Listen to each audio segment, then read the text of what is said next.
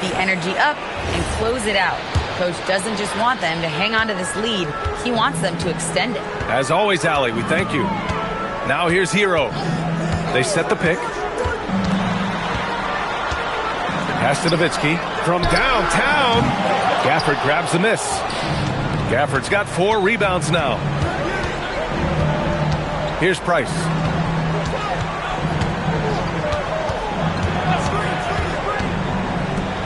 Here's Pierce. And the 3 off target. Bulls leading by 7. Fox outside. Pass to Abdul-Jabbar. Over Gafford. And once again, off the mark by Chicago.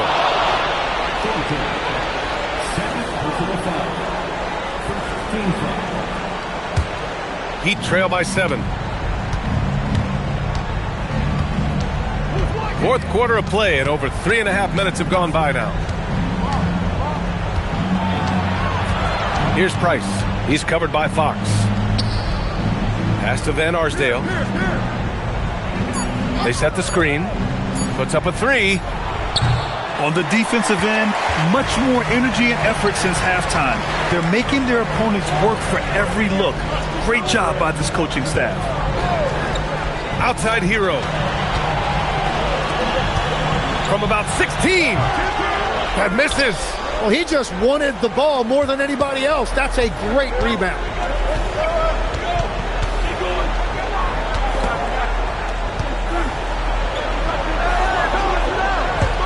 Here's Price. Oh, deflected. Going to work in the low block. Chicago leading by 5. Oh, he can't get the layup. Here's Pierce. Yes! Using that window. Smart play call to get him something at the rim. He is in attack mode every time up the floor, every single night. And we'll have a timeout called by Billy Donovan. He is not messing around, calling them into the huddle.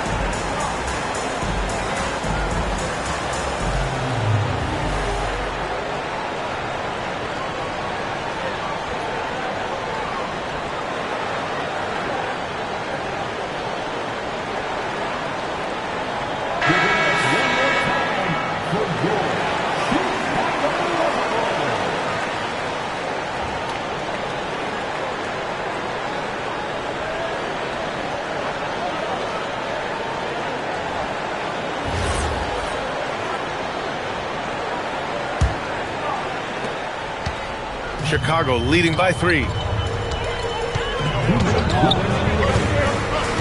There's a minute 59 left in the game. From deep. Oh, it misses. And at this point, the defense is daring him to shoot. And Hero comes to help to tie it up. Oh, he cannot hit. And so it's Fox with it. He'll bring it up for the Bulls. They've led by as much as 10. To change momentum here. Here's Pierce. And they call an illegal screen here. The screener was leaning a bit right there. His feet may not have been planted. Pretty obvious call by the officials. Also, the ball handler needs to wait until the screener's feet are set. Chicago's gone 0 for 2 from outside here in the fourth quarter. Hero.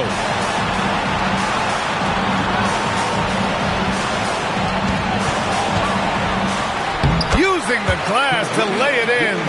Absolutely ruthless. He's not about to start showing mercy now. Yeah, with each bucket, he denies any thought of a comeback. Here's Pierce. Gafford the screen. He launches. Fox there for the rebound. Well, let's make no mistake about it. If you want to cut into this lead, you're going to have to generate much better shots than that. And they go to the intentional foul.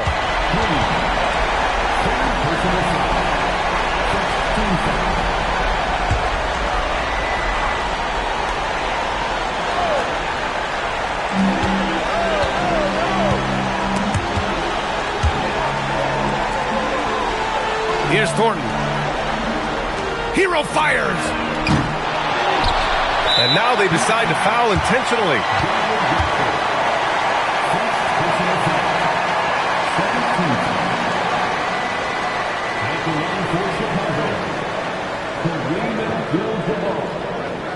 Shoot two.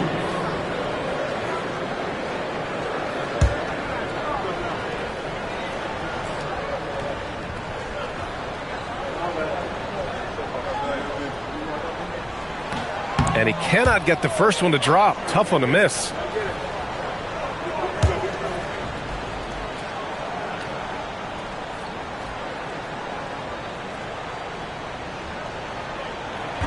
That's off as well, so he misses both. And not a moment to lose on this possession. They're going to have to act quickly right here. Connect! They will take that shot every time down the floor if they could. It's just great execution. And they stop the clock as soon as they can with the intentional foul. And a smart choice right there. I mean, you can't allow them to just drain the clock.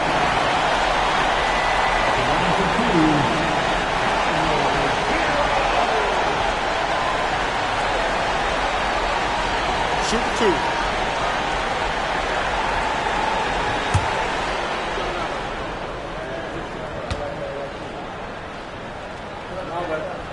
First free throw is good, and that gives him a 4-point cushion.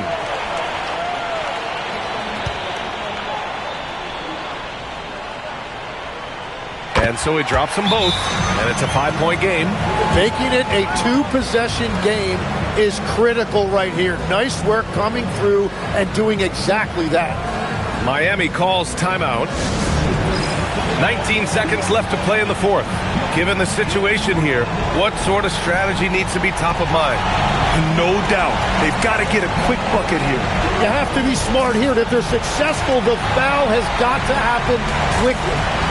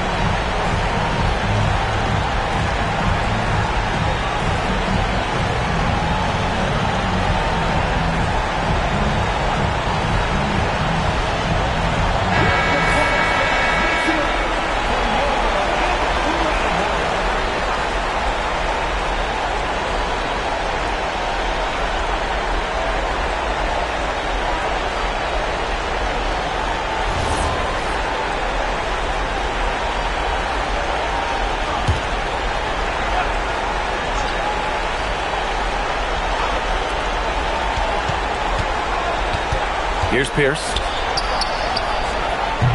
Can't get the three. And he commits the intentional foul.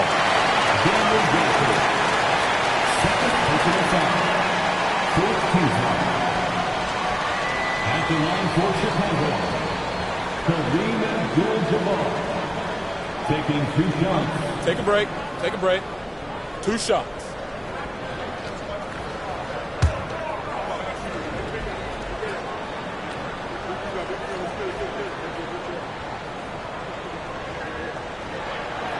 Oh, the first of 2, no good. A heartbreaker.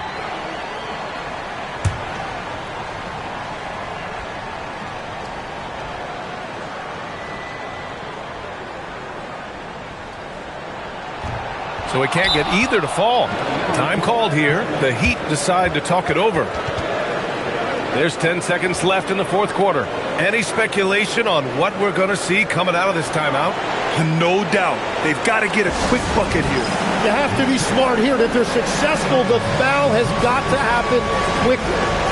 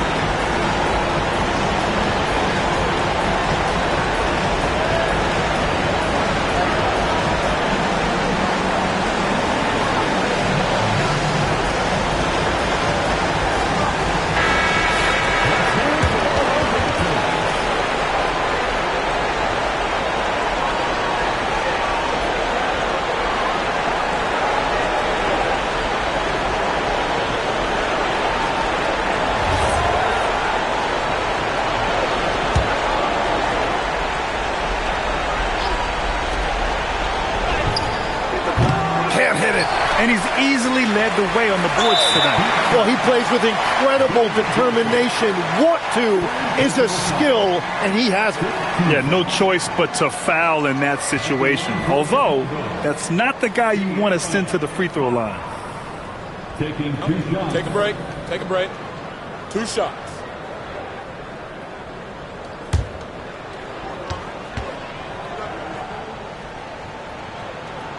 Good on the first, and that increases the lead to 6.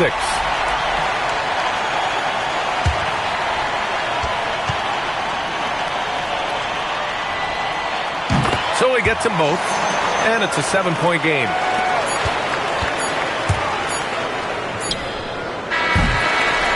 And so Chicago takes the win. I'm sure they would have preferred a blowout victory, but a win's a win. And so true, but you have to credit the crowd for giving them such a big boost toward the end. It really kept this team's energy high. That's it, folks. The NBA regular season is in the books. For Grant Hill, Tim Legler, and Allie LaForce, this is Brian Anderson, thanking you for watching this 2K Sports presentation. And as we leave, we present our player of the game.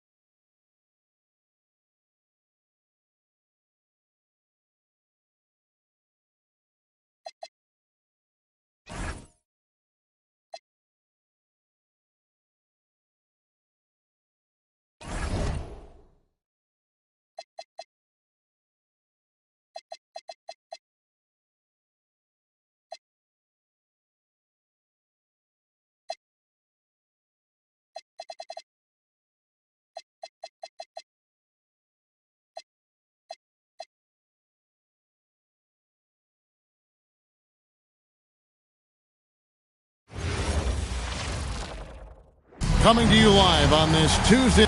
Greg, we've got two teams that boast some serious firepower off the bench. And that depth makes each team more difficult to defend, more unpredictable. Both sides have a lot of guys who can step up on any given night. So here's Oklahoma City's starting group. They've got Stockton. Keegan Murray is out there with Barry. Then it's Moncrief. And it's Wright in at the 5, patrolling the paint. Now Brewer, following the miss by John Stockton from deep. Green with a screen for Tatum. Pass to Roten.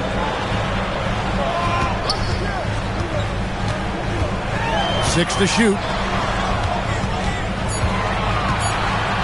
Tatum down low. Moncrief defending, and the shot goes in. Yeah, Tatum got bullied a little inside, but he stood his ground and gets it to go. Inside, Sabonis with the steal. Roten the pass to Tatum. And the officials call him for a 3-second violation.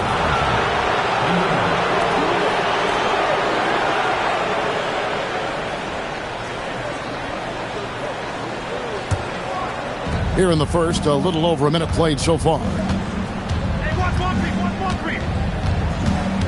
Sidney Moncrief on the wing, guarded by Tatum, and stolen by Tatum.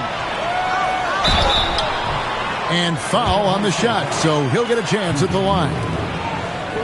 And this kid understands the importance of free throws. Tatum doesn't take them lightly. This is his first chance at the line tonight. And at 78%, he's been a consistent shooter at the line for them all season long.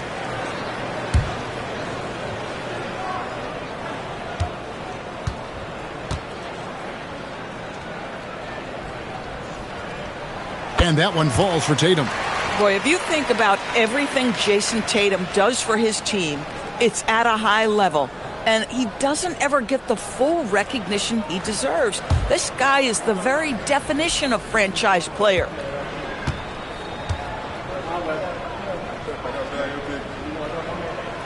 And so Tatum nails them both. This is definitely not the guy to foul. He loves getting to the free throw line. Stockton outside. Back to Moncrief. Murray kicks to Stockton. From outside, off the mark. And if they know what's good for them, that's the way they'll defend against him every time he takes the ball in the three-point lane. Sabonis, and it's Wright sending it back. Shot's good by Sabonis. The first quarter of action, 2 minutes in. Stockton the pass to Moncrief. And poor shot selection there. Not a high percentage look for him. Pass to Green. That one's in. His first shot this game. And good take from the tough-nosed Green there. He understands when to look to score. Tatum against Moncrief. To the paint. Trying to find Murray, and he gets it to him. In the corner, it's Stockton. Clock at 6. Wright sets a screen for Stockton. Murray for 3. The rebound by Roten. Yeah, tough start. 0 for 4. Just relax a little bit. We're about 3 minutes into this first quarter. Pass to Tatum. And he gets the whistle for the 3-second call. With 1 game to go, let's take a look at how the final seeding will look in the East. Take a look at the Warriors. Unless they completely melt down, they should be in good position for a playoff run. And of course, there's the Thunder. Right now, quite a ways down below. And for the Warriors, I mean, they have to be happy with where they're at. They've escaped the play-in tournament, and so after this game, it's time to rest up and get ready for the playoffs. Now here's Moncrief. Murray the pass to Barry.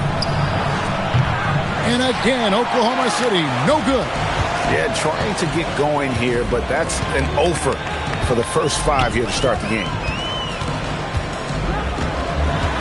Roten the pass to Sabonis. Off target there. That would have pushed the lead to double digits. Oklahoma City comes into this one after the win against the Lakers in L.A. Wright sets a screen for Murray.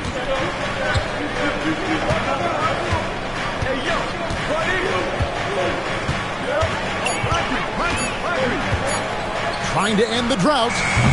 Green with the rebound. And here's Tatum. He'll bring it up for the Warriors. Pass to Roten. 11 feet away. Off to a good start as he hits his first shot attempt. This is as good as it gets for a first quarter in terms of shooting the basketball. And so Mark Daigneault calls a timeout. Coach is going to take a few minutes to regroup and go over the strategy.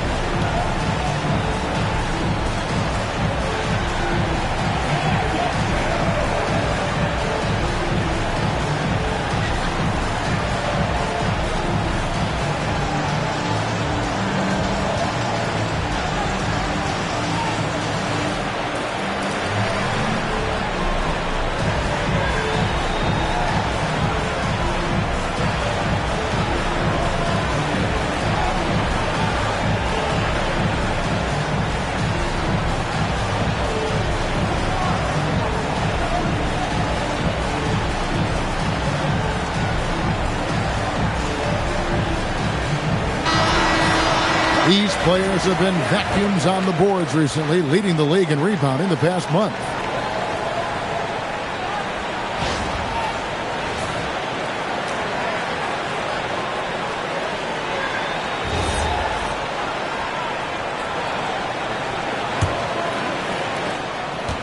Thunder trailing by 10. Here is Stockton. Nothing on the board. Wright with a screen on Tatum. Moncrief dishes to Wright. Down to 5 on the shot clock. Stockton from outside. And again, no good by Oklahoma City. Looking at the last game for the Golden State Warriors, it was a win against Houston. Outside Tatum. And out of bounds as the Thunder gain possession. And looking now at some numbers for Sabonis. How the second half of the season has shaped up for him.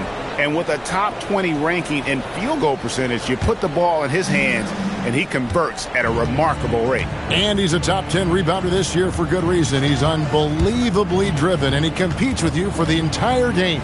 Looking at who's out there now for the Warriors. Gian Leon comes in for Draymond Green. And it's Brandon Podziemski in for Brewer. Here in the final days of the NBA regular season, Greg, every team trying to wrap things up on a high note. Yeah, and even the top teams doing what they can to head into the postseason with some momentum, right? While lottery teams want to finish strong and have something to build off of.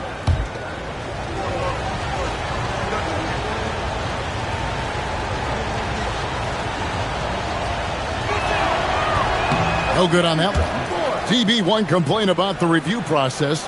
The longer the review, the more it disrupts the flow of the game. That's exactly right, Kevin. You have the best athletes in the world competing at the highest level, and then all of a sudden it stops. And if the duration is too long, it takes the players out of rhythm. It drives the viewers at home crazy. This is something that us television people can go absolutely nuts about. Warriors leading by 9. Tatum on the wing. Down low. And there's Sabonis. That's good on the assist by Tatum. Sabonis has got his second basket of the game. Defensively, giving up far too many open rhythm looks. Now here's Henderson. Not a lot of room. And that one, good. Look at Henderson embracing opportunity. Nice to see a rookie not avoiding the mid-range. Outside Tatum. Gets it to go from beyond the arc. Tatum's got 7. Yeah, they have gone full throttle from the opening tip, showing no signs of letting up. Well, you set the tempo early, and when you get command and control of a game, it's perfect. Now here's Murray. Coming in off a 10-point performance last game out. And they wasted no time getting those 3 points back. The real come at us, and we're coming right back at you. And you would expect nothing less from these two, taking pride and making plays. Roten with it. Henderson defending. There's the lob to Sabonis. And there's the bucket. Staying with it on the offensive glass, getting it done. 6 points for him. And now you see them starting to really work the ball inside. Wright sets a screen for Henderson. Pass to Barry. And a miss there on the triple. Warriors leading by 11. Roten is looking it over.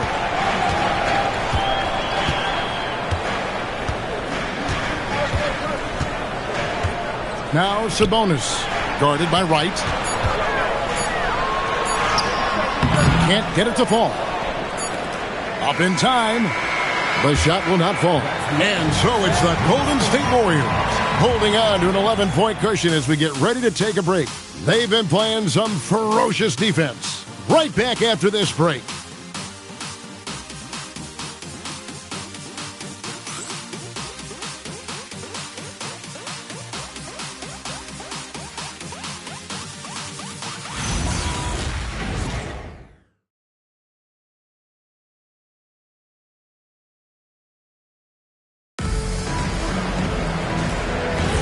And welcome back to the second quarter of action. Plenty of basketball left to play, but this one has been one-sided so far.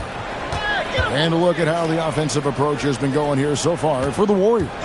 And, guys, they've done a great job feeding their bigs inside. They are just punishing the opposition in the paint.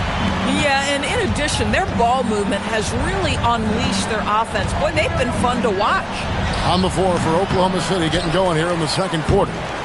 Larry Nance out there with Adebayo. And there's Mobley. Then it's Henderson. And it's fanned away in at the 3 spot. Now here's Brooks. Pass to Cheeks. To the wing on the left. Golden State moving the ball around. Here's Cartwright. Over Adebayo. Cartwright misses. Mobley looking it over. Nance outside. Pass to Henderson. Here's the 3. They grab their own miss. Shooting foul as the whistle blows. He'll shoot 2 free throws. And a brief moment now to see who's atop the NBA in team free throws. The Warriors, 4th. You know, it's really a team-wide talent. You want to foul to stop layups, but against them, you're not saving much. They'll make you pay time and again.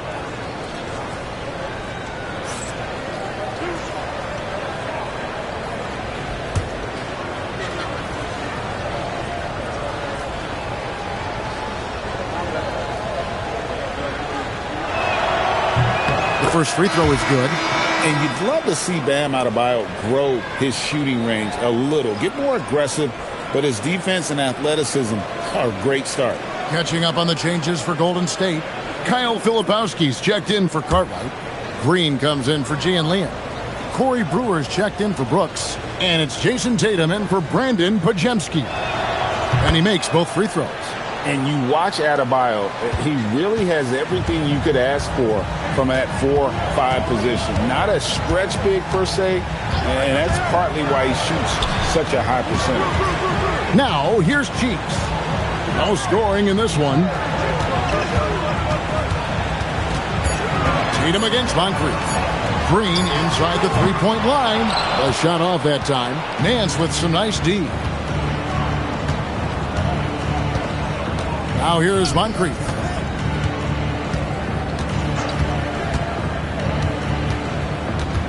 To the inside. And there's the whistle. 3-second violation. And that is just a deflating error on his part. Well, I think it kills your energy, and it certainly kills your momentum. Warriors leading by 12. Cheeks outside. Outside Tatum. Green with a screen for Tatum. Trying to find Green. He's got it now. And good that time. Green's got his second bucket of the night. And defensively, they are on their heels every time the ball comes inside. And so Mark Daigneault calls a timeout. Looking for a breather and maybe adjusting a thing or two.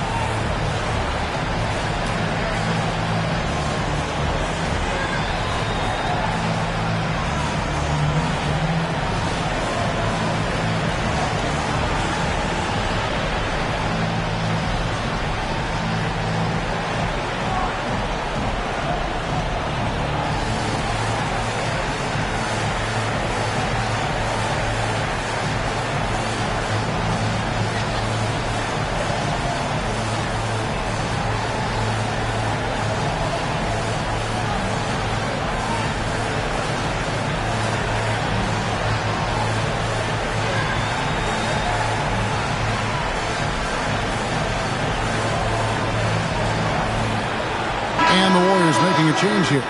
Sabonis is checked in. White is checked in for Oklahoma City.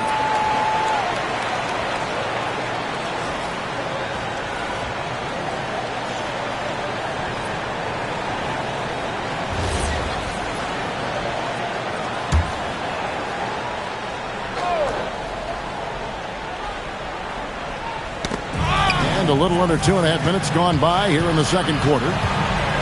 Moncrief the pass to Wright. Sabonis with the steal. Brewer with the ball. Murray on him. Basket good. Brewer's got his first basket. Big miscommunication on defense. He recognizes it and quickly takes advantage. And that's typical of this guy. He's always reading the situation, reacting quickly, and capitalizing. Now here's Moncrief. Still scoreless. Stolen by Tatum. And it's the Warriors on the break. And the Warriors tack on two more. Getting it done on both ends, and it shows up in the score. Well, what I love is the energy they're bringing right now. They're ignoring the scoreboard and playing hard. Now here's Moncrief.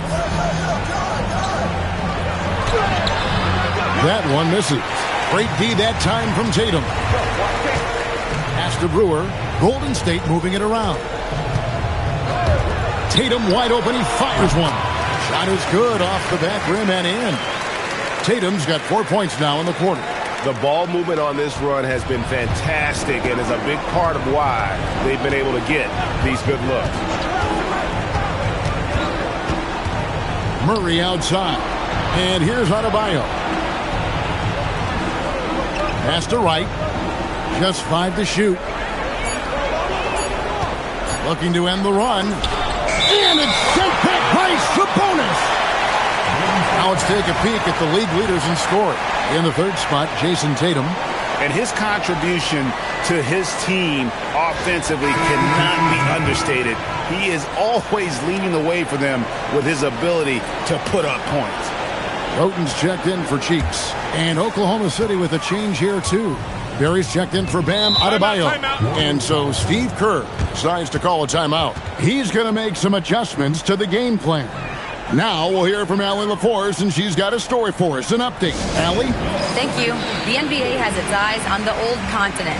Commissioner Silver said there continues to be an enormous opportunity to take basketball to another level in Europe. The quality of the basketball there has been fantastic, and we think there's a commercial opportunity to create something special. Back to you, Kevin. I appreciate the update, Allie. Thank you.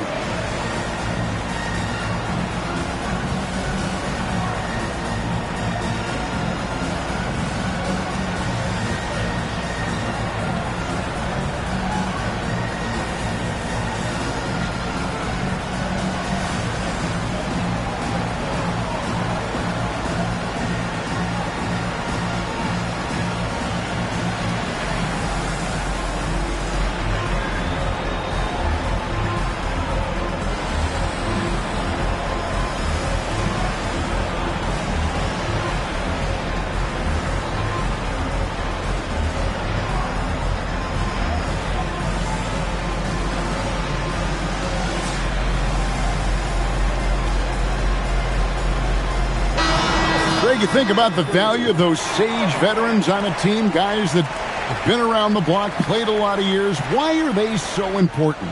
Well, a lot of times they'll echo the message of the head coach. And I tell you what, it's also, as a coach, you love having those veteran players because you can trust what they're going to do on the floor. That consistency is really important, not just for the coaches, but the teammates.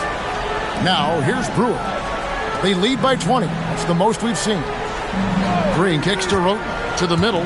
Here's Tatum, and a great assist by Roten as that one goes in. Tatum's got 13. Moving it around, 8 of their last 10 coming off assists.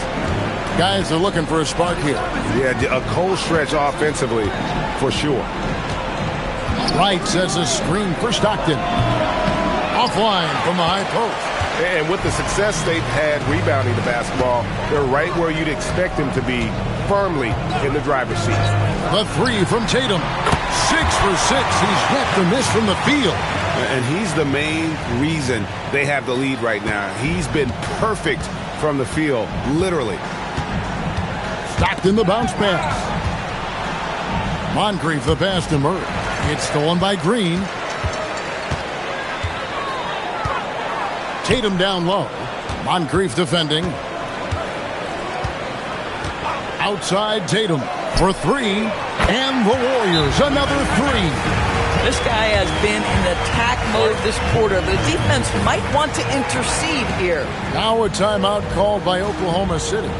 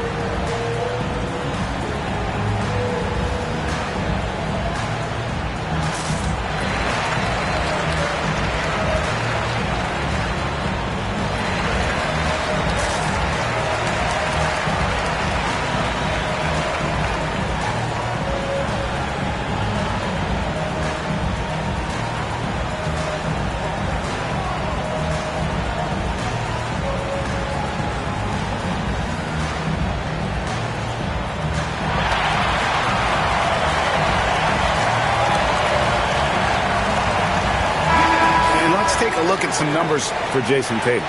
And not many players convert opportunities inside as well as he. Top 15 in field goal percentage. And the only way you average top 3 in points if you have that scorer's mentality. He knows he's the go-to guy. And everyone else knows it as well. Stockton looking around. Pass to Murray. Wright sets a screen for Murray. To the inside. And Wright with the basket on the assist by Murray. Coaches love assisted buckets, boy. It just means the team is working well together.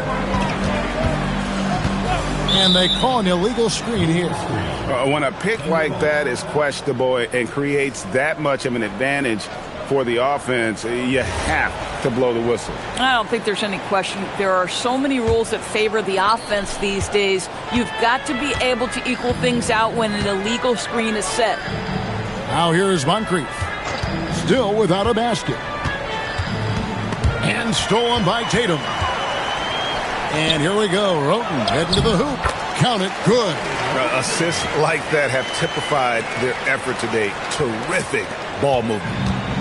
The Thunder have gone 1 of 6 from the field in the second quarter. It's been a rough period so far. Wright sets a screen. 27 seconds left in the first half of basketball. Way to attack there and then create the contact. The Thunder shooting their 5th and 6th free throws of the game.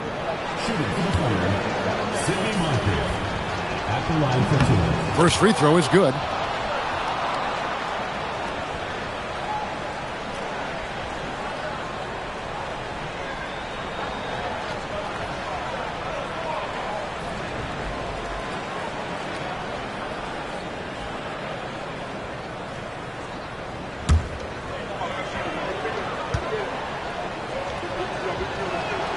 Moncrief hits them both.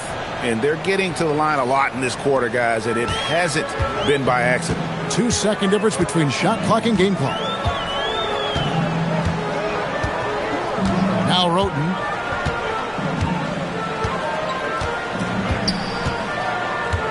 Pass to Sabonis. Shot clock at 3.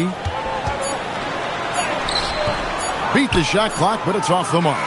What a performance for Jason Tatum. He has been the story so far for the Golden State Warriors. He's been a major threat from three-point range. Got 2 of them to fall in that quarter.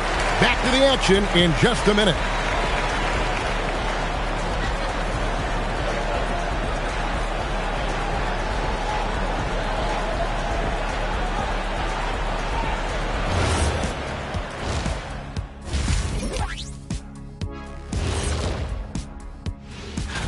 Guys, how about our Eastern Conference winner?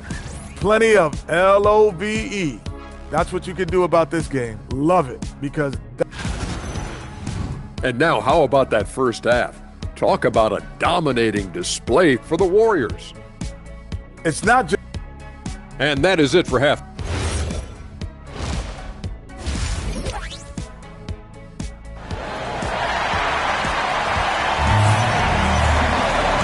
Wasn't too much drama in the first half, but maybe things will tighten up here in the second.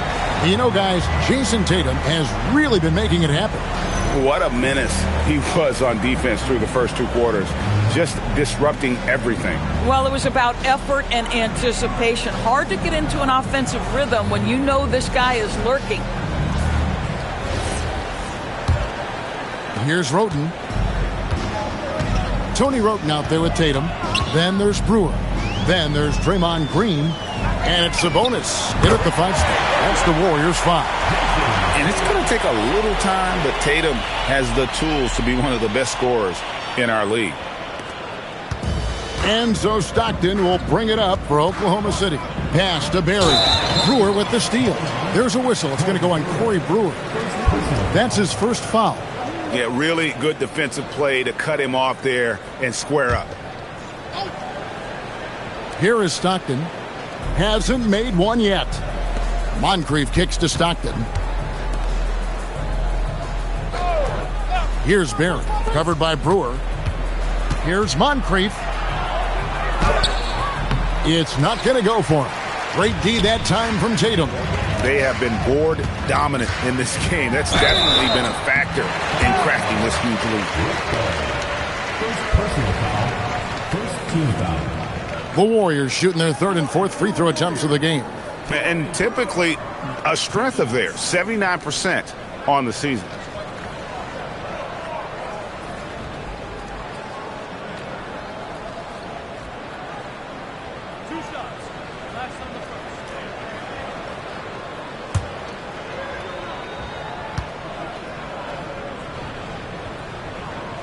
And that one falls for Brewer.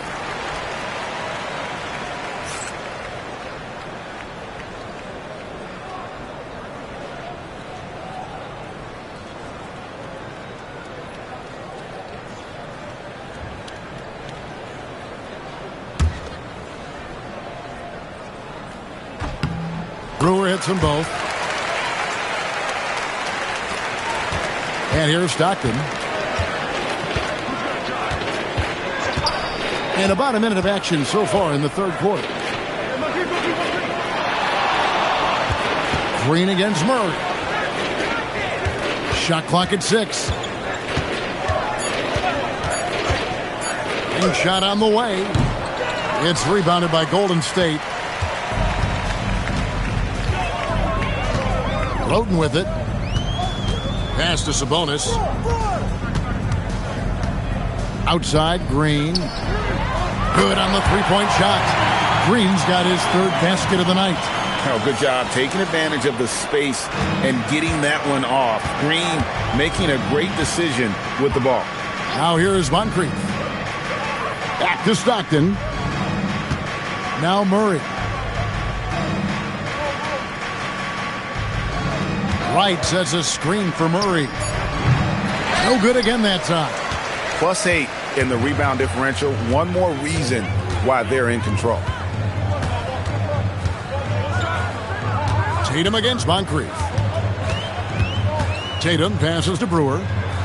Outside Tatum. Fires for three. It's hauled in by Barry. The Thunder have gone 0-3 and are still looking for that first bucket here in the second half.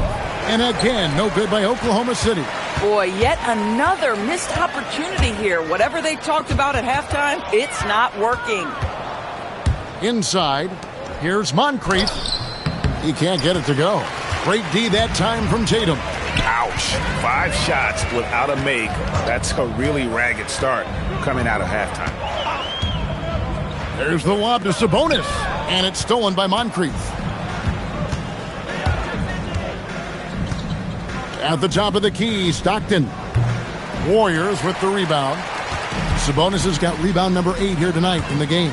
He's so frustrated. Hasn't had a make all game. It's making it very difficult for them to find any success. Now, here's Sabonis. Brewer passes to Green. Back to Brewer. Now, here's Roden. Defense right on him. Thunder with the rebound. Pass to Stockton. Here's Moncrief.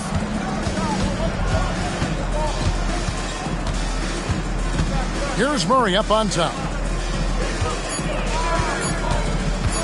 Trying to get something going. Nice D from Sabonis. And physically, there's no doubt they've been the stronger team. A +10 rebound advantage tells you all you need to know. We're now joined by our sideline reporter, Allie LaForce. Allie, it's all yours. Hey, thanks a lot. Well, winning in the NBA, it's all about consistency. Warriors coach Steve Kerr said games are nothing more than a compilation of 200 plays, 100 on each end, and which team handles its business for more of those possessions. Can you limit the easy stuff? Can you make it difficult? Kevin? Doing the little things time and again. All right, Allie, as always, we thank you. Here's Murray, the Warriors making the shot. And again, no good by Oklahoma City.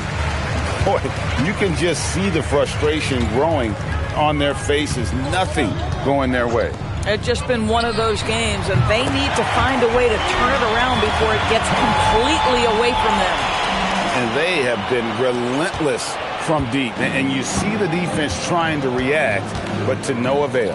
Well, that's the whole point, isn't it? If you space the floor well enough, it's almost impossible for the defense to account for everyone. Stockton with no one around him. And he can't answer back. The three-pointer offline. With him scoreless in the latter part of this one, it's awfully hard to come back. Back to Tatum. Shoots over Moncrief. No good from the wing. Well, that's surprising. This guy is a good mid-range shooter, just can't get it to go. Stockton passes to Moncrief. And again, no good by Oklahoma City. And the well is running dry for him right now. Nothing falling. And this is where you hope that he can find something easy so he can see the ball go through the net. Pass to Barry. Murray kicks to Stockton. Wright sets a screen for Stockton. It's right on the wing. To end the run. Green with the block. You see the defensive instincts there. That's what makes Green one of the best. Roten, the pass to Sabonis.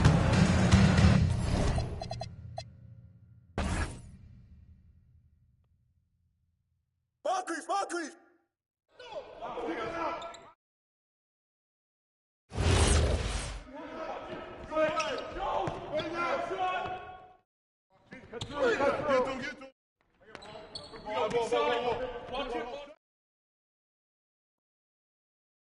Oh, yeah, you can't guard me. Oh, nuh-uh. No. And one! I got you.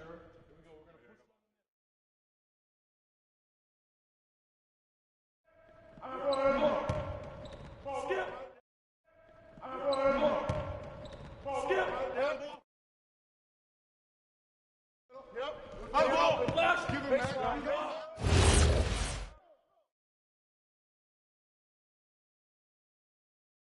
Let's go. Help out on Maurice. And one. Close that on Sydney.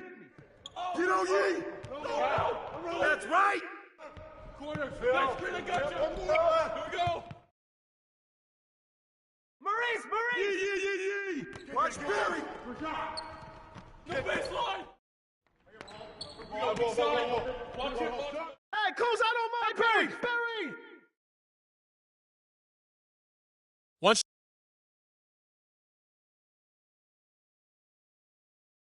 With the foul.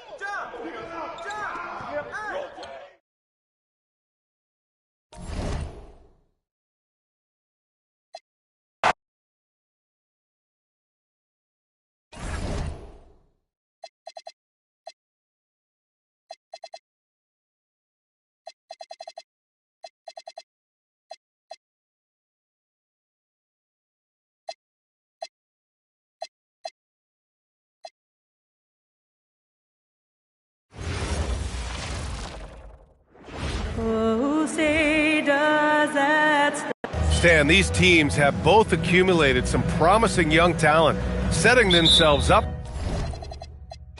for the future. Yeah, it's going to be fun to watch these young stars compete, but I'm even more interested to see how these teams develop in the coming years. Here are the starters for Utah. They've got Kobe Bryant, and it's Marley in at the 3 slot. Defensively, you have to stay connected to him on the perimeter. Here's Kittles. Pass to Moran. This one for 3. Missed it. Now 0 for 1 on this game.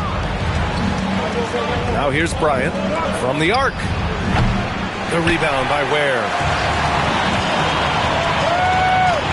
And here's Morant. Here's Kittles. Let's go with a 3. Can't get it to go. Missed his first one. And just about a minute into this first quarter. Pass to Marley.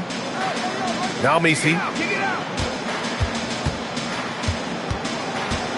6 to shoot. Utah moving the ball around. Fires it from 18. First shot won't go. Brooklyn has gone 0 for 2 from outside.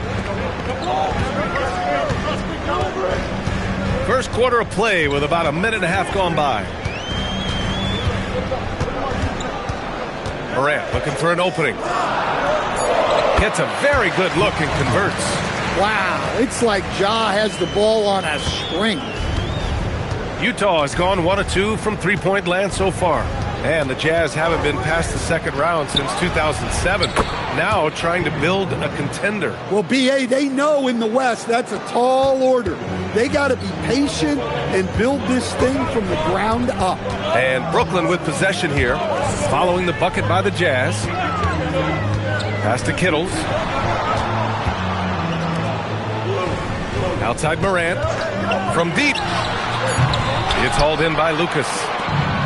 The Jazz have gone just 2 for 4 from the floor. Marley passes to McMillan. Now here's Bryant. There's a screen. Here's McMillan. Three-pointer. No luck on that one. Collins outside. Pass to Moran.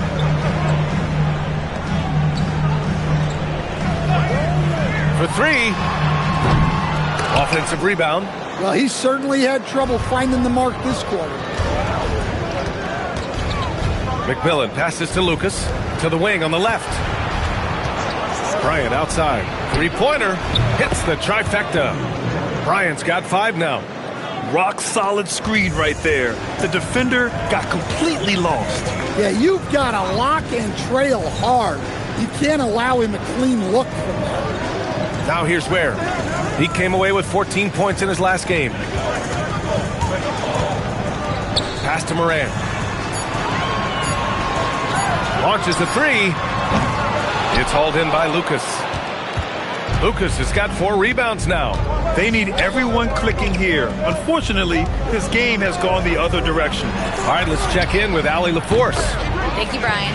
Those who've worked with Nets coach Jordi Fernandez rave about his people skills. He said, quote, "Am I very good at it? I don't know, but I try because I think it's important.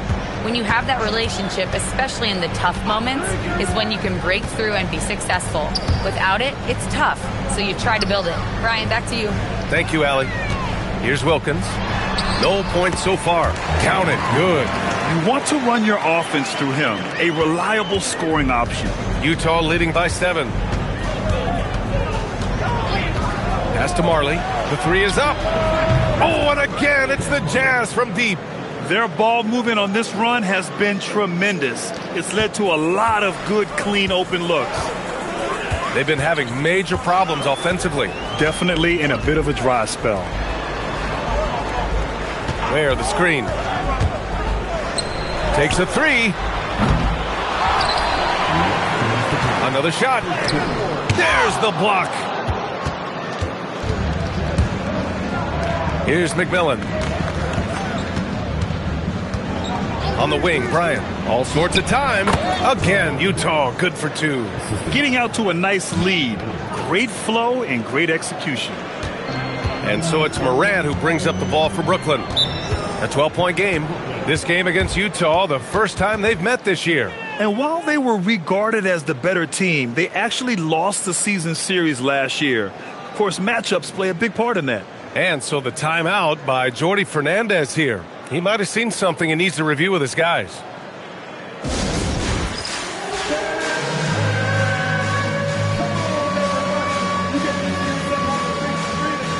So it's both teams making substitutions here.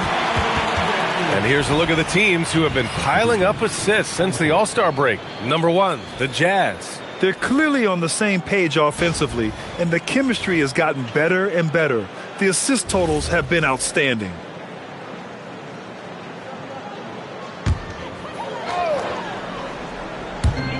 A minute 35 left in the first quarter. Back to Jang.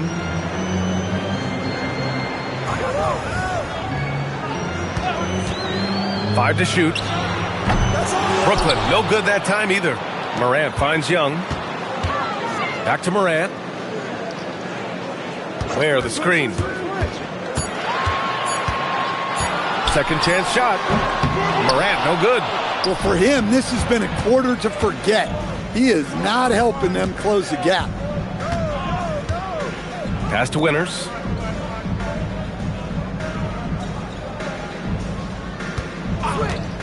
Goes up from the top of the key. Again, Utah good for 2. This has been just a dreadful start for them defensively. Not good at all. Morant, the pass to Wilkins. We've got 33 seconds left to play in the first. And he can't stop the run as that one misses. Yeah, well, that's a shot the defense is probably going to let him keep taking. Stolen by Young. To the left side wing.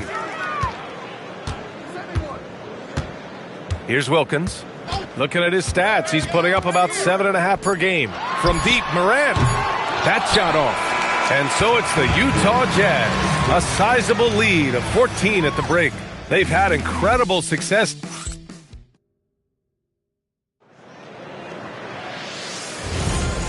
Great to have you with us. Second quarter of basketball. This game has not exactly been neck and neck, but plenty of time left in this one. And what do you guys think so far about the offensive approach for the Jazz? Well, the coaching staff's game plan is very clear. Move the ball on the perimeter and shoot the shots with no hesitation. And another thing, they found the open man. Really playing unselfish basketball, moving the ball around there on the perimeter. On the floor for Utah, getting going in the second. And it's Moore in at the point guard position. And, Coach, we see more and more teams looking to push the pace. What took so long? I don't know what took so long, B.A. I think what happens as coaches and as players, you realize that it's tough to score against the best defensive teams in the half court where their defense is set. And so if you can get the ball down the floor quickly and be on the attack before they are locked in, you got a much better chance to generate quality shots. Rivers is checked in for Moore.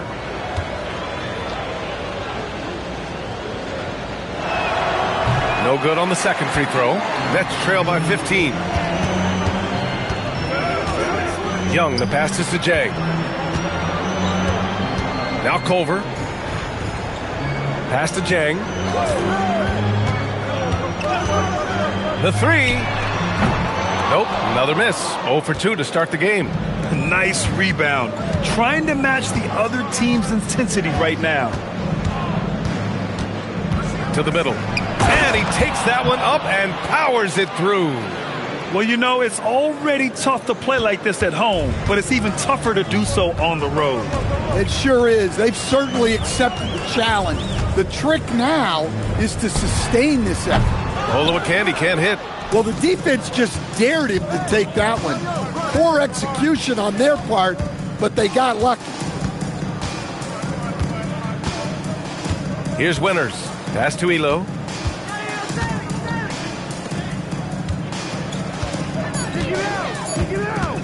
Utah needs to get off a shot here. Knocks it down from distance. Winters has got 5 points. That's been typical of their performance today. They're sharing the ball and creating good shots. And so the timeout by Jordi Fernandez here. Coach taking this moment to speak to his guys, maybe alter some of the game plan.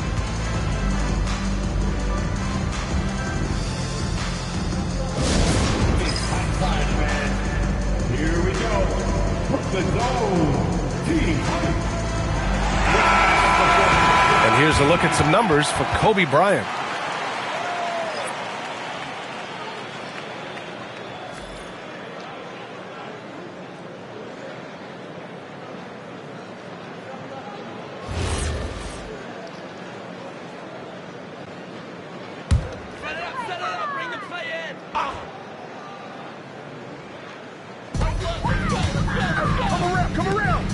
Back to Jang.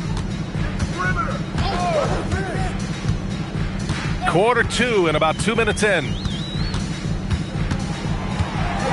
6 on the shot clock.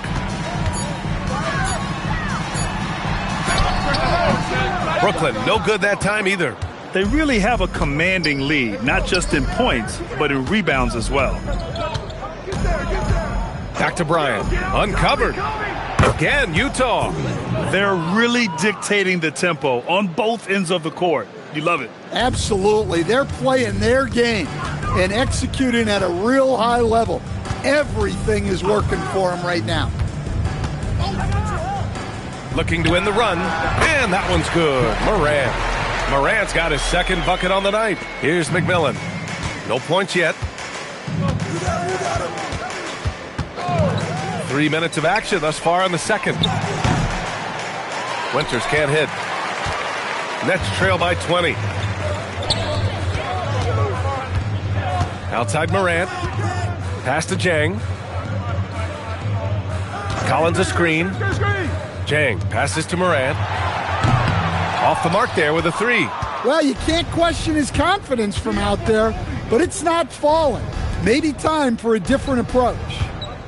And here's Bryant. Fires the three, and he drains it. A solid 5 for 6 now. Well, when you look at what he's provided them on the offensive end, it's been an important part of why they're leading. Trying to find a spark here.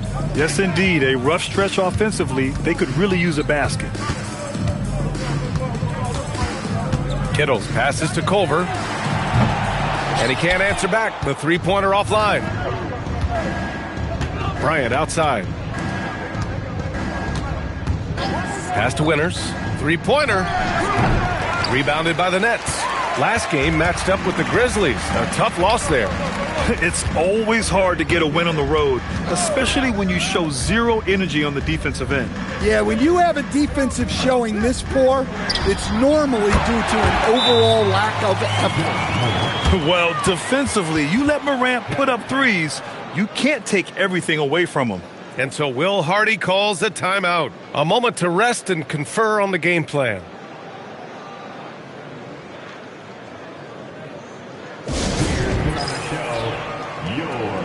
Brooklyn Nets.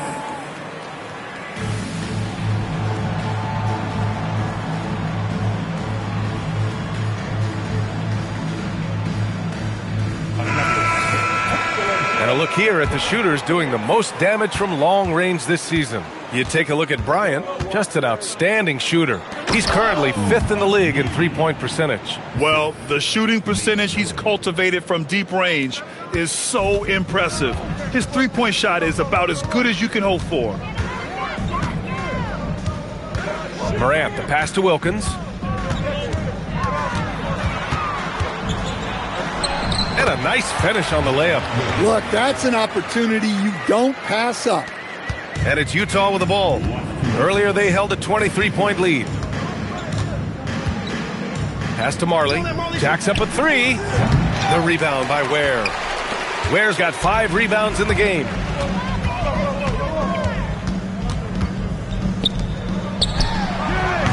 Utah grabs the miss. Lucas has got 6 rebounds in the game. To the paint. Misi's shot is good.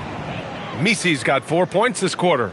Like a matador. Olay! There was no defense. That has to be one of the easier shots I've seen tonight. An unorganized defense like that is not going to help them close this deficit. Here's Kittles over Bryant. Utah with the rebound. Here's Marley. He's got 9. Here's McMillan. Collins with the rebound. Brooklyn's gone 1 of 4 from three-point land here in the second. Pass to Wilkins.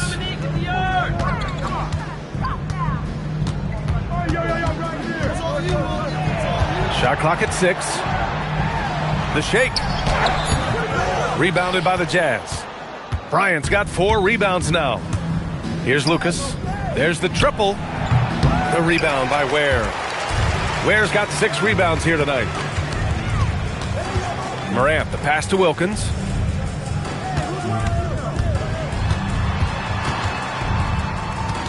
To the right side. Pass to Morant. The Nets need to get off a shot here. Ware. And a miss there on the triple.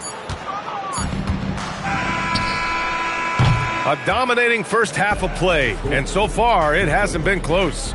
Utah ahead, opening up a huge gap, and we'll be right back after halftime for the start of the third quarter. See you in just a bit.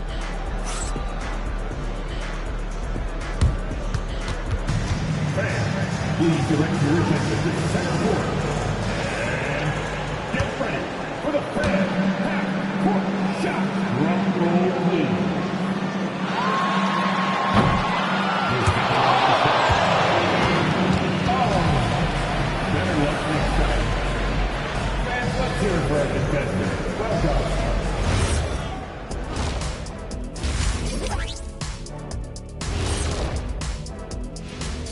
Hey folks, happy you joined us. The action tonight, a bit wild and a big deficit now for the Brooklyn Nets. Well, these guys can't hit the threes. Pretty hard to win like that these days. Maybe they went to the Dr. O'Neil School of Shooting. Big talk for somebody who averaged 11.9999, a.k.a. 12 points a game. That's over a long time of years, though.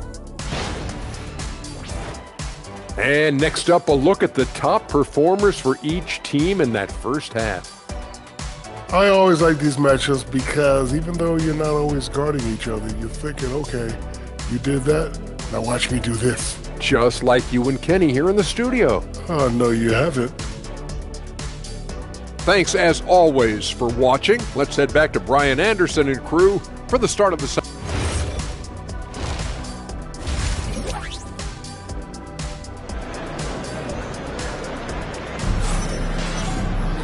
Just about ready for the second half here. A big comeback is needed for this game to be competitive, and it probably has to happen quickly.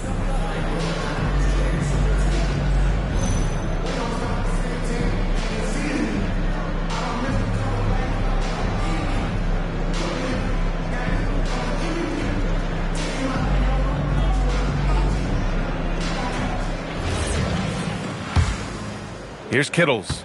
No made baskets yet. We've got John Collins. He's out there with Khalil Ware. And it's Kittles in at the shooting guard position. And that's the group for Jordi Fernandez as we begin the second half. Really left him alone that time. Yeah, showing off that ability to stretch the floor. seems like everyone is a threat at the arc these days. Not really what we expected. You know he wants that one back. Pass to Ware. Collins a screen. Here's Morant. The rebound by the Jazz. Well, that one should be in his wheelhouse, but just off the mark. Here's McMillan. Lets it go from the wing. Marley with the bucket. Marley's got 11 points. Rock solid screen right there. The defender got completely lost. Yeah, you've got to lock and trail hard. You can't allow him a clean look from that. Pass to Ware. Outside Morant. Ware the screen. Launches a three. It's hauled in by Lucas. Yeah, those shots from him are certainly not helping their case. Bryant, the pass to McMillan. Here's Lucas. Here's Misi. Ware covers. The shot by Misi, no good. Pass to Wilkins. Come to me, come to me. Outside Morant. Up top Collins. Oh, and there's the whistle on the shot. So 2 free throws for him coming up. It goes on Yves Misi. Well, what I like about Collins is that he doesn't play outside of himself, and that's why he shoots high percentages. With only 1 game left, let's take a peek at how the final seedings could look in the West. You look at the Jazz, they're hoping to make some moves from the number 5 spot before the start of the playoffs. And of course, the Brooklyn Nets, currently a ways below. Well, I think for Brooklyn, their season comes to a close at the end of this game. But it's still too early to be looking ahead to next year. They've got to finish this season first and try to end on a strong note. And we're just about 2 minutes into the second half now. Bryant, no good. They've had a quiet start to this half, hitting just 1 of their first 4 attempts. Pass to Wilkins. Now here's Collins. Good ball movement here by Brooklyn. Clock at 6. Here's Kittles. Uses the glass on the layup. Jazz leading by 18. A little over 2.5 minutes off the clock in this final half of play. Bryant with the bucket. And just executing at a high level. I mean, taking what the defense allows and putting in the work. Yeah, come on. They're just having their way out there and continuing to press the advantage. Here's Wilkins. And that one drops. Wilkins has got 6. If you give him any sort of space, he's going to attack. Here's McMillan. He's scoreless. Bryant, no good. And so it's Morant who brings up the ball for Brooklyn. Just 4 points. That's all they've given up here in the second half. From the wing, that's short off the rim. He just couldn't finish the job that time. And too bad, because it was a nice look. Pass to McMillan. Throws it up high. Just over 3.5 minutes through the third. Kittles passes to Morant. He can't get that one to fall. Jazz leading by 18. There's the screen. And here's Bryant. Puts up a 3. Nails it from 3. Bryant's got 5 points now this quarter. Well, that's now his 3rd triple of the game. First here in this second half. Here's Kittles. Covered by Bryant. From deep, Morant. Rebound, Utah. Lucas has got 9 rebounds in the game. Boy, he's getting it done. Here's Bryant. Ja Morant grabs the miss. Brooklyn has gone only 1 of 3 from deep here in the third. Pass to Ware. Collins outside. Shot clock at 6. Hey, puts up a 3. And again, it's the Nets missing. Utah's gone 7 of 14 from the perimeter in this one. And here's Bryant. Collins defending. Out to the right wing. Here's McMillan. That one's good. And the assist to Bryant. McMillan's gotten himself going here. His first points of the game on the deep ball. Boy, they'd love if anyone could get a bucket. Yeah, their offense has been grinding to a halt. And Jordi Fernandez wants a timeout. He's going to gather the troops and talk it over.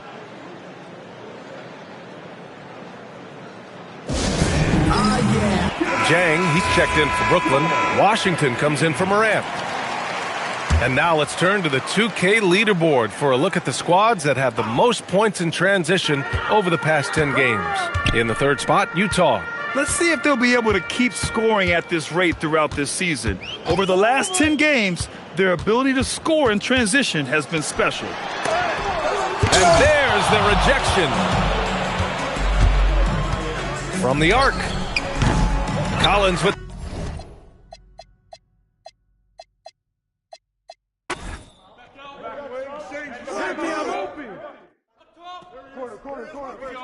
I'll take it. Hey, yo, right here. Hey, pop it, baby. Screen. Let's do this, fellas. Yeah.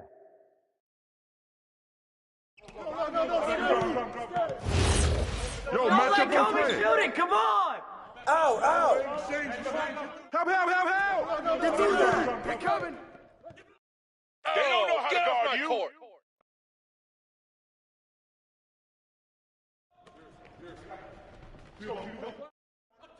Hey, look at yours. Rebound.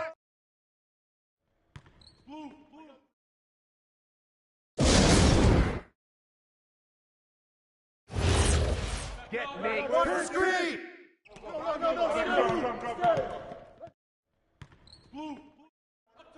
Blue. Lucas.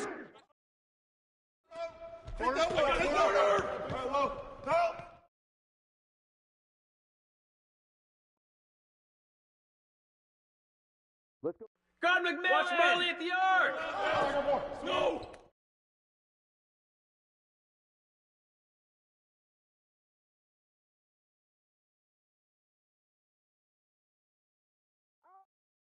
Get them. Down screen.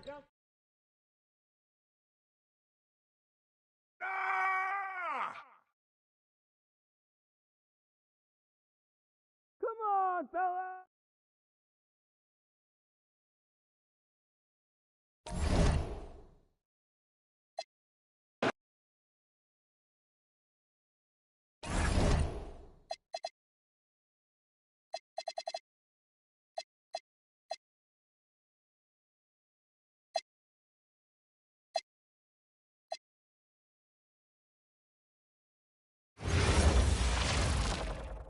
Hello and welcome, everyone. Thanks so much for joining us on this Tuesday night.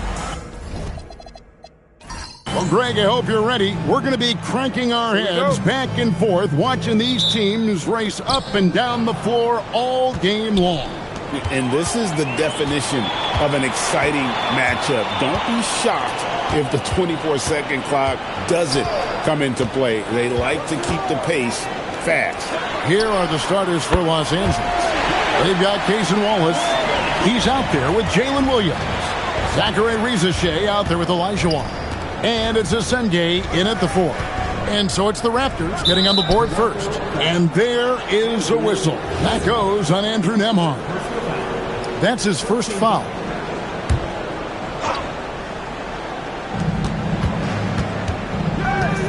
Williams against Johnson. Pass to Rizachet. The tie for the ball. And that'll be the Lakers as it goes out of bounds. Lakers retain possession.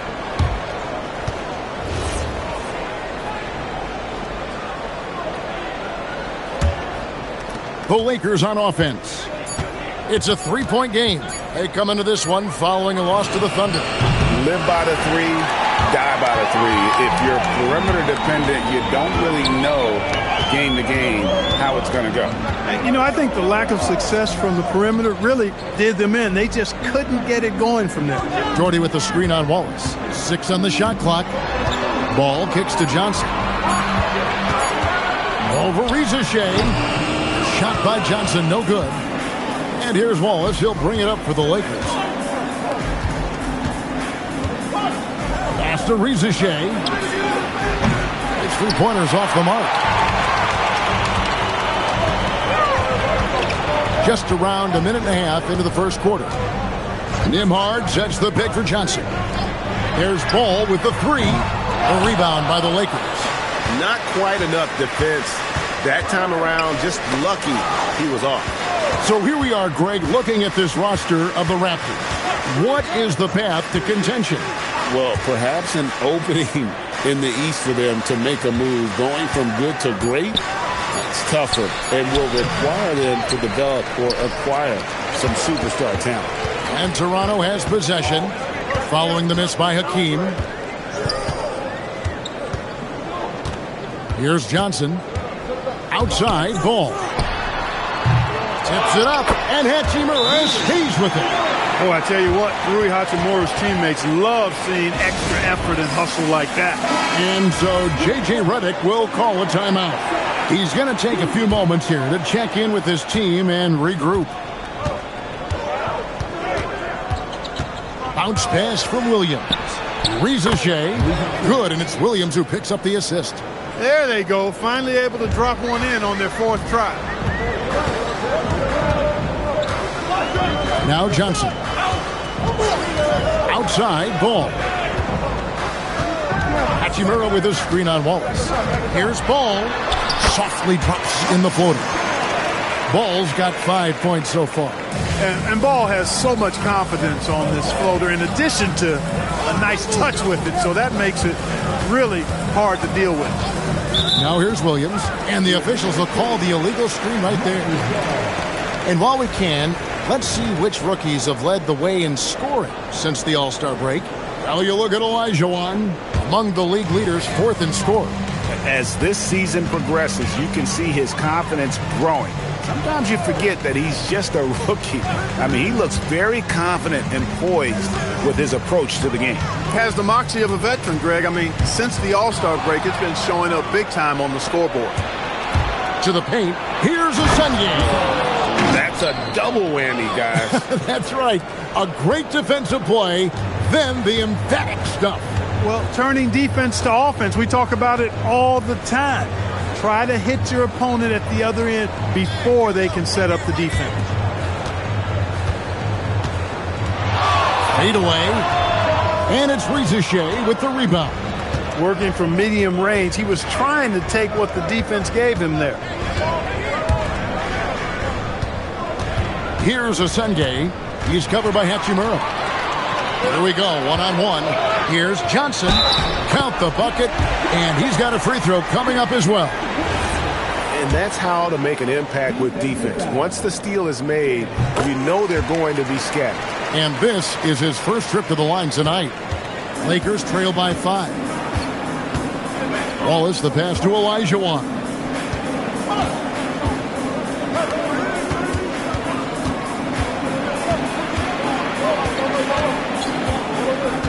Pass to Williams. Over Johnson. Williams' shot is off. And not allowing the shooter even an inch of breathing room on that one. And guys, that's exactly the kind of high-impact defense they want to see out of him. Yeah, I love the communication and the chemistry between those teammates. And here is Los Angeles now after the Raptors pick up 2. Bounce pass Wallace. And Rizachet. The bucket on the assist by Wallace. And it's 6 points for Rizachet. And so it's Johnson who brings the ball up for the Raptors. They lead by 4. They're finding lanes to the hoop now with consistency. 5 buckets in a row from the paint. And on the flip side, the defenders have to show more fight on the interior. They've got to offer more resistance here. Williams against Johnson. Nembhard the pass to Ball. There's the 3. The Lakers with the rebound. 1:16 left in the first quarter. Wallace finds Williams. Here's Asenge. Pass to Rizachet. Shoots over Nembhard. And that one's good. Rizachet. You cannot shoot the ball much better than he is right now. And timeout called by Darko Rajakovic. This now will give him a chance to discuss some potential changes.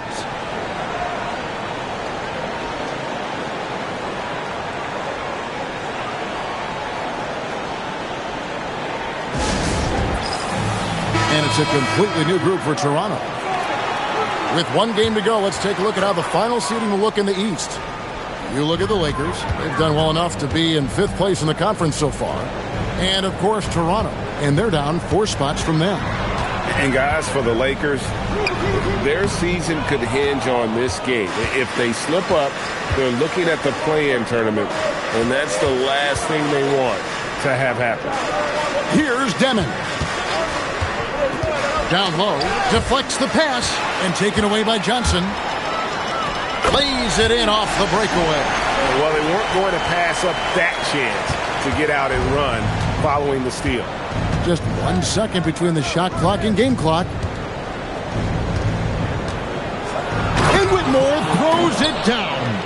Oh, man, when Cam Whitmore throws it down, you feel bad for the rim. Here's Cooper. It'll count. What a play! Simply drains it in at the buzzer. Ringing the bell. That's the way to close a quarter. Talk about... And so it's Toronto, bringing the quarter to a close with a 7-point lead. They're shooting the ball so well in this one. A great performance from the field. We'll take a quick break and then back to the action here. And for those of you just tuning in, the second quarter of action is where we're at right now. And what's your take, guys, on the hustle steps for the Raptors? A huge part of their offense, pushing the ball. Looking for fast break opportunities, always a good idea.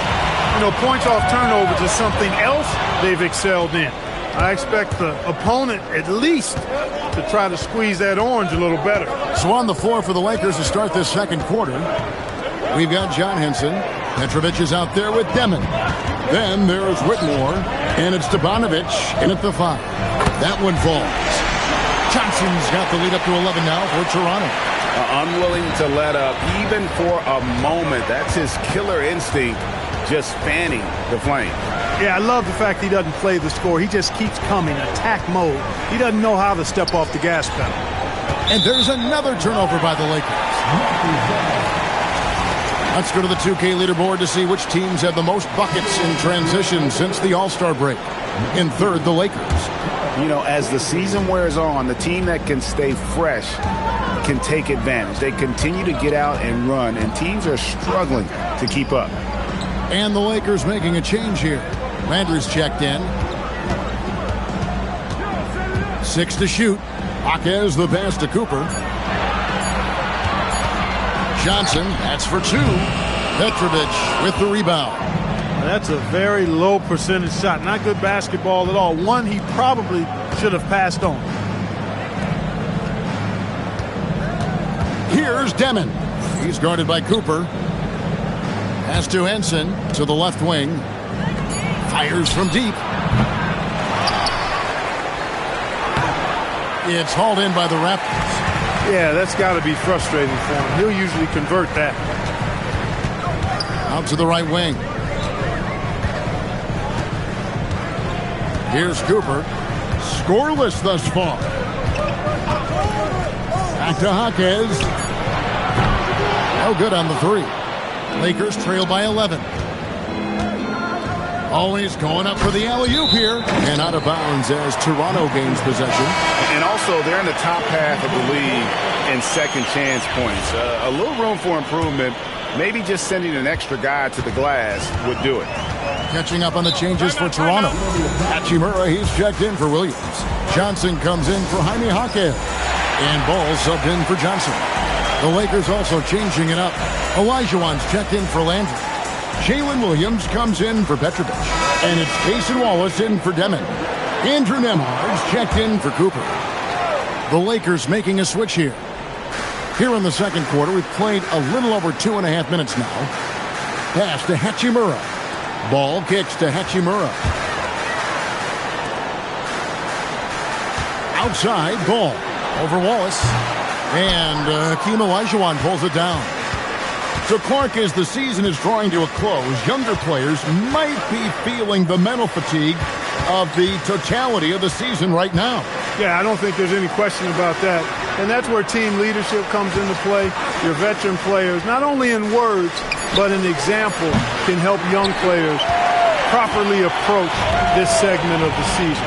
What they do and how they say what they say is really important for the older, more experienced guys to help the younger players navigate this stretch. Outside Williams.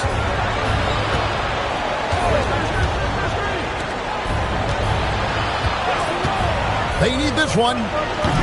And again, the Lakers no good. Toronto leading by 13.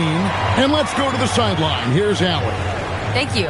Raptors head coach Darko Rajakovic wants his team to be very competitive on the defensive end. He said, quote, covering for each other, protecting the paint, taking away corner threes, and making a team effort. Everybody's got to chip in. Back to you. All for one. Allie LaForce with the report. Hey, Allie, thanks. Senge, no good. Toronto's gone 0-2 from deep here in the second.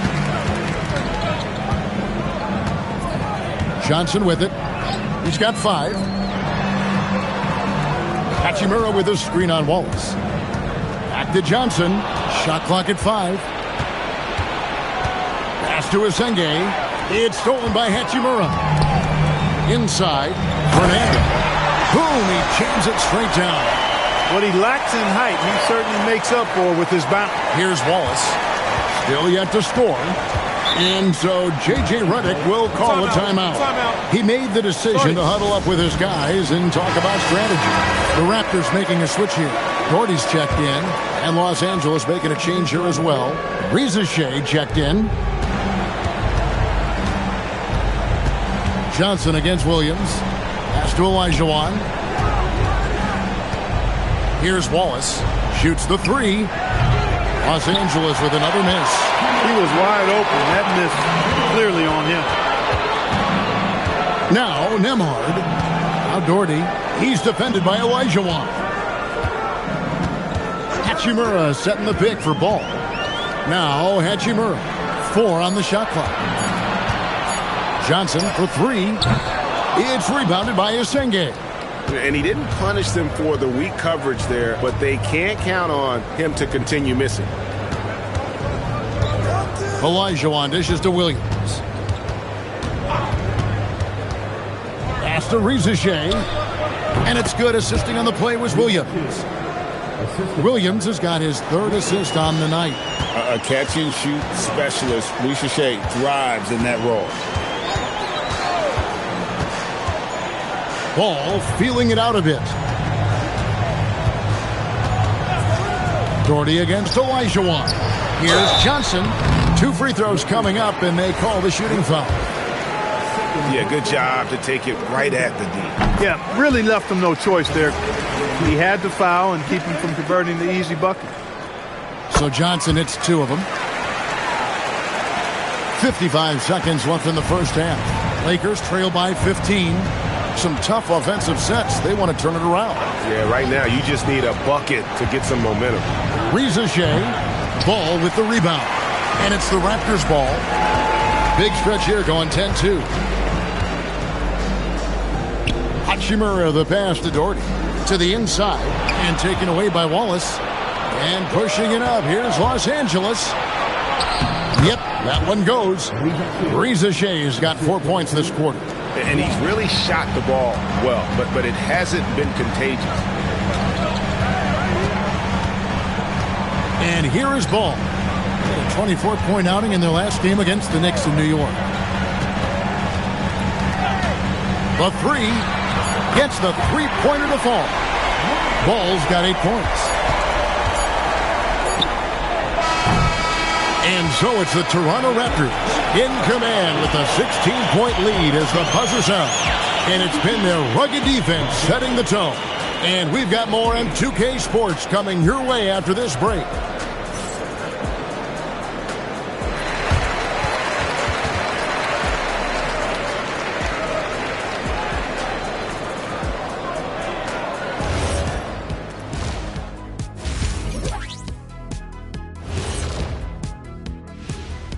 Hello, everybody. We're here to break it all down. And through the first... Hey, these guys are a bunch of artists, man. You know why? They live for the paint. Oh, that joke. And now, you know it. Thanks for joining us.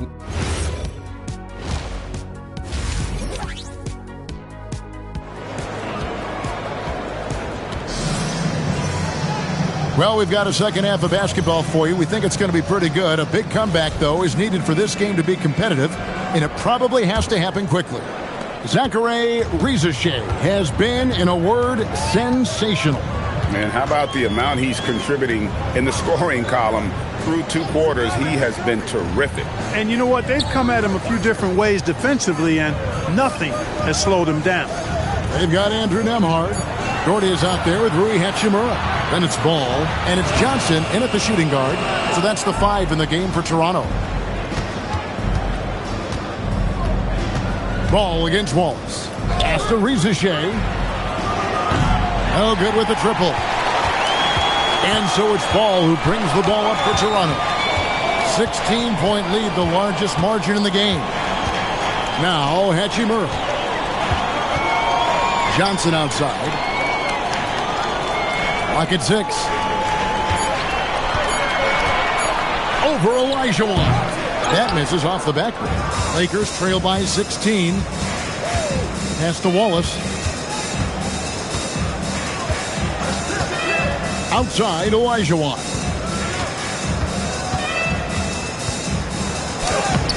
Rebound by the Raptors. Doherty's got 5 rebounds tonight. To the middle. Fouled in the act of shooting. Gets the bucket anyway, so a 3-point play chance for him. Yeah, hard to discourage Hachimura out of his rhythm right there. I mean, he is powerfully put together. First trip to the free throw line for him tonight. And he's there at 71 from the line this season, probably below where you'd like to see him. Boy, I tell you what, guys, hopefully it's not from lack of effort on his part. But his free throw shooting, compared to what he did last year, has been terrible. Buries the long-range jumper. Senge's got his second basket of the night. The D just sagged off just enough and no hesitation on his part. Really nice move there. Doherty has such a polished skill set. Makes it an easy conversion for him in the painted area. Williams passes to Olajuwon. Wallace right side. 3-pointer. And it's Toronto with the rebound. Hachimura's got his 4th rebound in this one. Solid rebound there. And with the score like it is, that's an area where they can't afford to get lazy. Yeah, another column in the stat sheet that hasn't gone in their favor. To climb back, they've got to put forth more effort. And the lack of effort to fight over the screen there makes that an easy shot. Well, I'm going to credit the screen. I mean, that's a good, strong pick he lays there. Here's Risacher. Brad Doherty pulls it in. Yeah, the offense scuffling a bit to start this second half. Only 1 for the first 5. Ball against Wallace. Ball, the pass to Doherty. Yep, that one goes in there. When you allow good scorers to get uncontested shots at the rim, no wonder you're losing. You know, he should be getting extra attention from the defense, not less. Pass to Senge. Bounce pass from Olajuwon. Now here's Wallace. They need this. Good on the triple. Wallace has got himself going with the triple, his first basket of the game. Their 3-point percentage has taken a big leap here in this second half. And their lasers are starting to do their thing. I mean, that's going to be the ticket for them the rest of the way. And timeout called by Darko Rajakovic. He's going to have a discussion on the sideline. Buck Williams, he's checked in for Toronto. And the Lakers also making a change. Henson's checked in for Olajuwon. Here's Nembhard. From down in the low post, it goes. Doherty's got 6 in the quarter. For Los Angeles, they've gone 2 of 6 from the field here in the third. Pass to Johnson. Back to Ball. And stolen by Wallace. By himself, and it's Wallace slamming it down. Well, so often we see this, transition buckets off turnovers. And we know turnovers are painful and costly. You get loose with the ball on one end and get punished on the other end. Now, here's Johnson. He has 7. Williams can't hit. Outside Williams.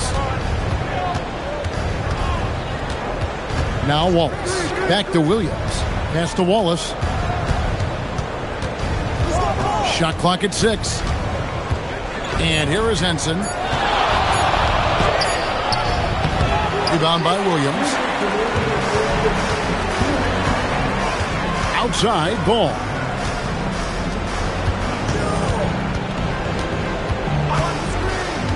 Back to Johnson from the arc. Rebound the Lakers. Despite his shooting woes, they're still up. That bodes well if he can somehow get things turned around. Back to Williams. Over Johnson. The shot by Williams, no good. That's one he knows he should have drained. 1:22 left in the third quarter of the game. To the right side. Here's Doherty. Off the mark with the outside fadeaway. You know, the right thing there to try to fade away with the D all over him, but that is a difficult shot to sink. Williams sets a screen for Rizachet. Fires from 14, and the jumper is good. Rizachet's got 14. And Rizachet is having himself a game. Everything is coming together for the young fella. Outside, Ball. Doherty against Henson. Doherty in the post. He's got 6. Big fella is a polished offensive player. Doherty can do more than just get buckets. I mean, he's a willing passer, and I think he's great at setting up his teammates out of the post. The Raptors have looked good at the line tonight. They're perfect in 4 attempts. And he can't get the first one. And Toronto will go for a different look here. Hachimura, he's checked in for Williams. Johnson comes in for Andrew Nembhard. Jaime Jaquez, he's checked in for Dennis Johnson. And it's Cooper in for Ball. Raptors leading by 18. Pass to Cooper. 5-second differential between the shot clock and the game clock. Back to Jaquez. And the Raptors miss again. Here's Demon. He's covered by Hachimura. Here's Henson. Olajuwon. The shot that time, not on target.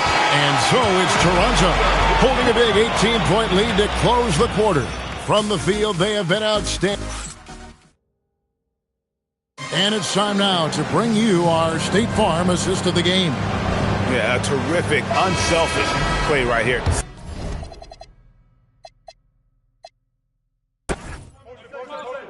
Watch the screen. Yeah. Yo, watch That's him. all you.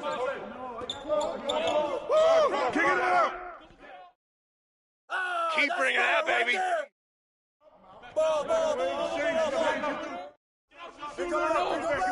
Oh, that's too easy.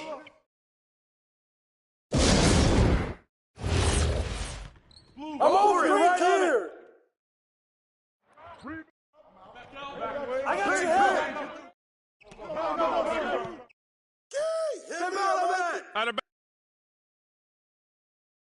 Check Lonzo. Out. Shot. Shooter, no. Go. Pick. Switch. Give me that.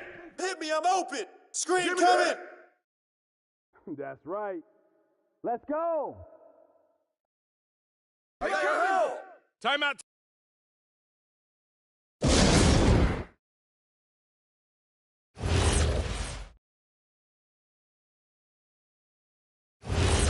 Easy money.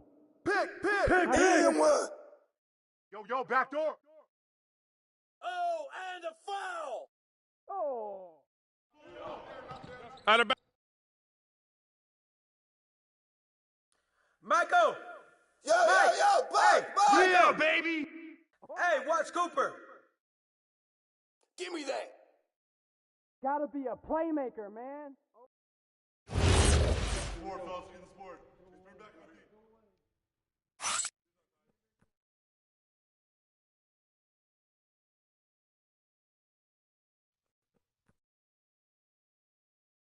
I got shooter here. I got shooter.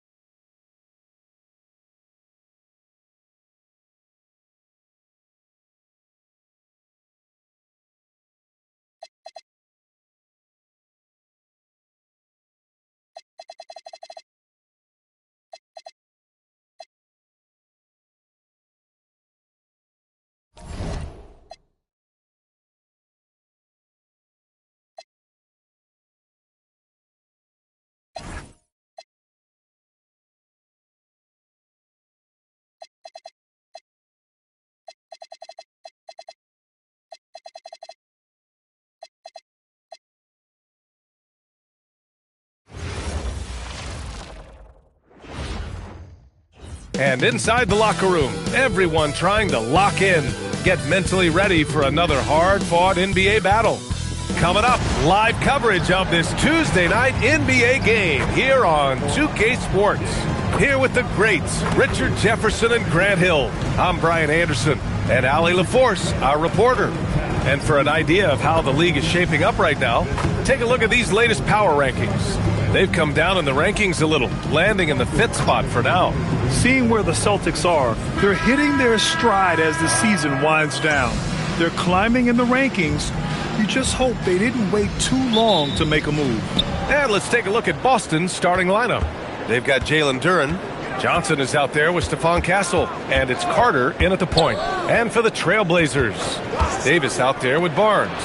Then there's Davis, and it's Hughes in at the point. And this is it, RJ, the final regular season game of the year. I think overall it's just optimism in general.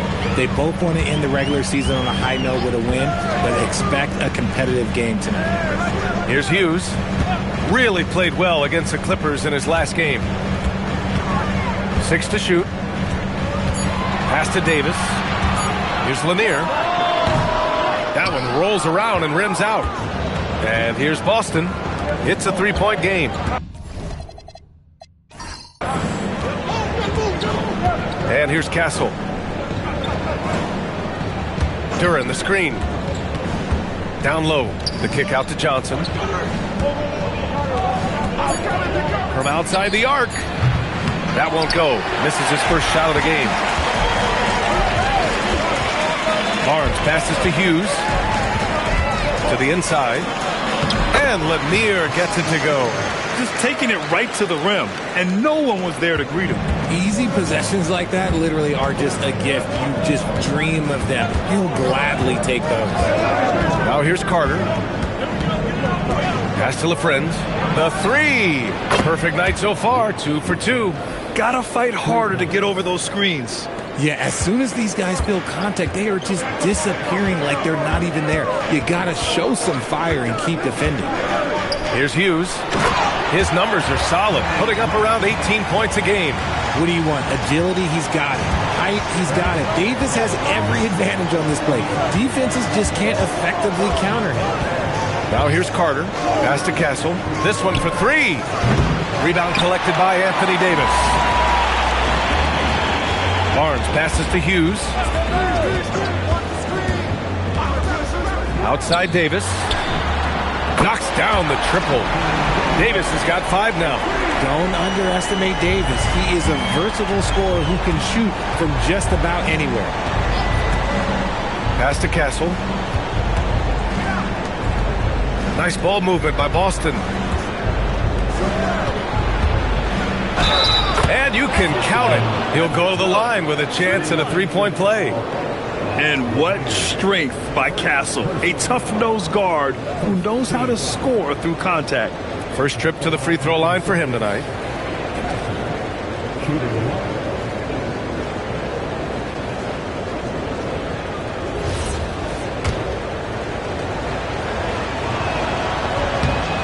You love the frame and the length Castle brings to the guard position. And here's Davis. He'll bring it up for the Trailblazers. Trailing by 2. Their last game, a win against the Clippers. Looking to carry it into this one. And guys, those road games are never easy. But they had a solid strategy going in and stuck to what they do best. Yeah, despite the challenges of being away from home, they were able to execute cleanly and look really fresh out there. Inside, here's Davis. And finished off by Davis. Adding insult to injury with the dunk off the steal. Nice to see a good play on D. That led to some fireworks. Once he poked it away, you knew what was on his mind. Now here's Carter. No points yet. The shot by Johnson, no good. Here's Hughes. Pass to Davis.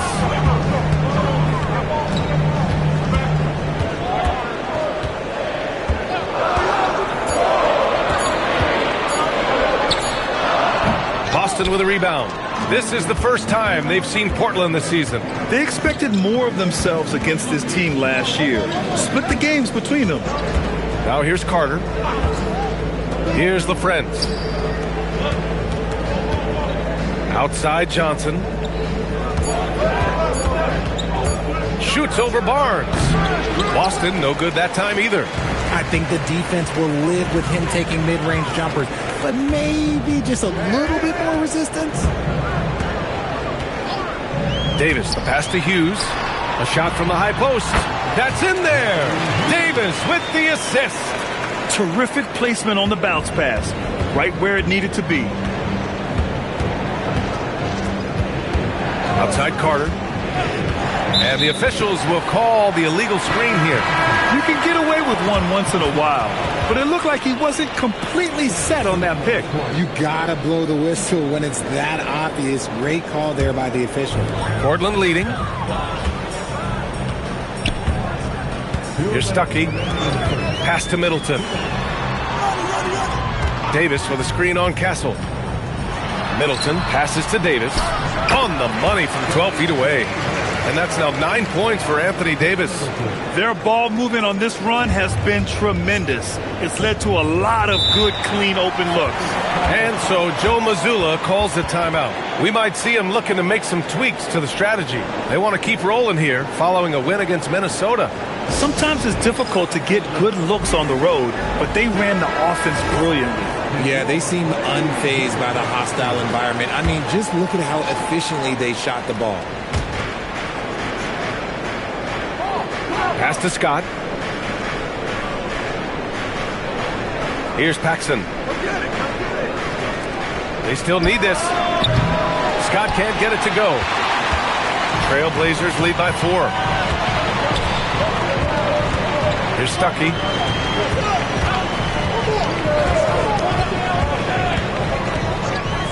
Now here's Davis. 6 on the shot clock. Baseline jumper. 3 from Barnes. Scott with a rebound.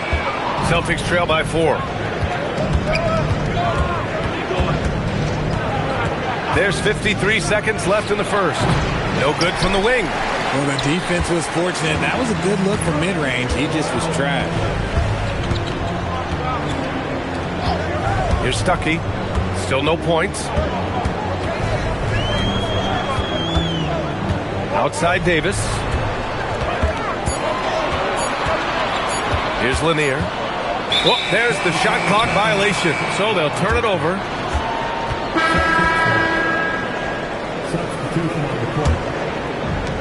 The Celtics have gone only 3 for 9 from the floor. 1 second separating the shot clock and the game clock. Here's Scott. Pass to Love.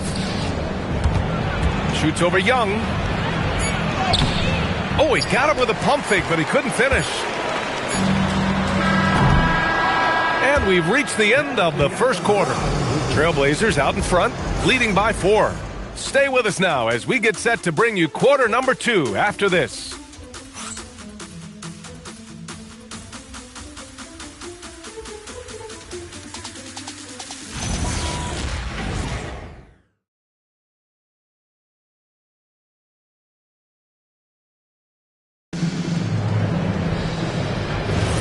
And for those of you just tuning in, second quarter action is where we are.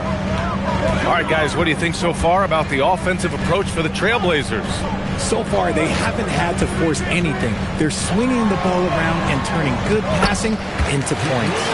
And I've also liked how they've attacked the opposition off of turnovers. I mean, just making them pay for every mistake out there. They've got Chris Middleton, and it's Young in at the 4-man position. That's the group for Portland starting the second.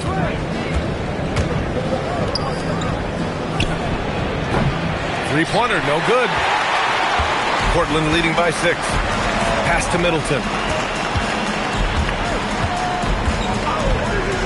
Here's Battle from deep. Middleton passes to Ilgauskas. Now the Celtics on the move. Throw it down on the breakaway jam. And that's gotta hurt. A turnover for a free run at the rim. And now we know who has the momentum. That's the last thing you need to happen down the stretch. Let's see how they respond to the devastating crunch. Now here's Middleton. Hasn't gotten one to fall yet. Stuckey, that's good.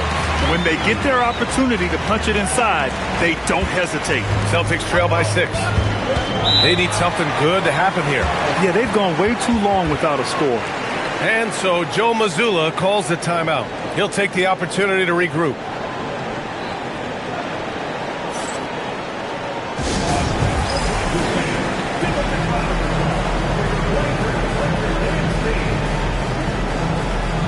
Both teams will make substitutions. We see a ton of teams shooting more and more threes nowadays. Here are the best in that department. 5th best, the Trailblazers. Instead of just bombing away, they work hard to create good looks from beyond the arc.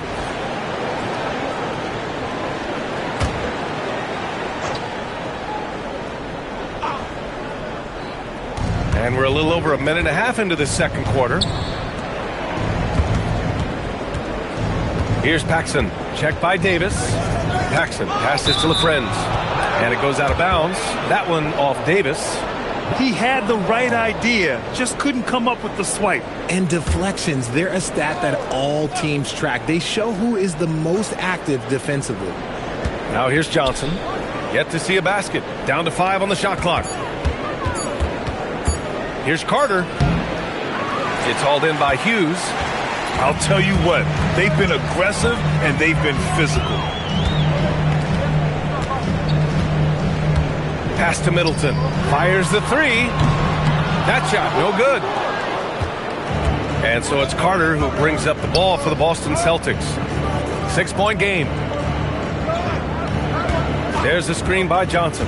Back to Carter.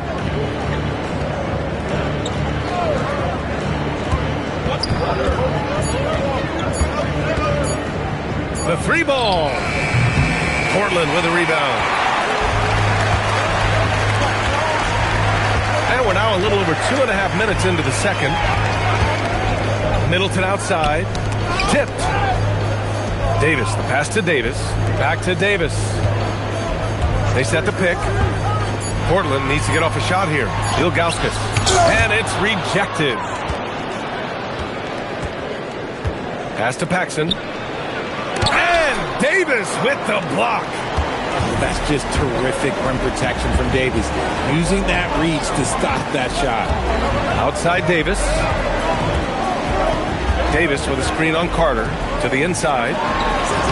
Look at Davis going to work on the interior. In this league, you've got to have moves and counter moves. Grant, your toolkit was pretty complete coming in. Well, I tried to keep adding to it. It's like baseball. If they're struggling to hit your heater, that changeup will work even better.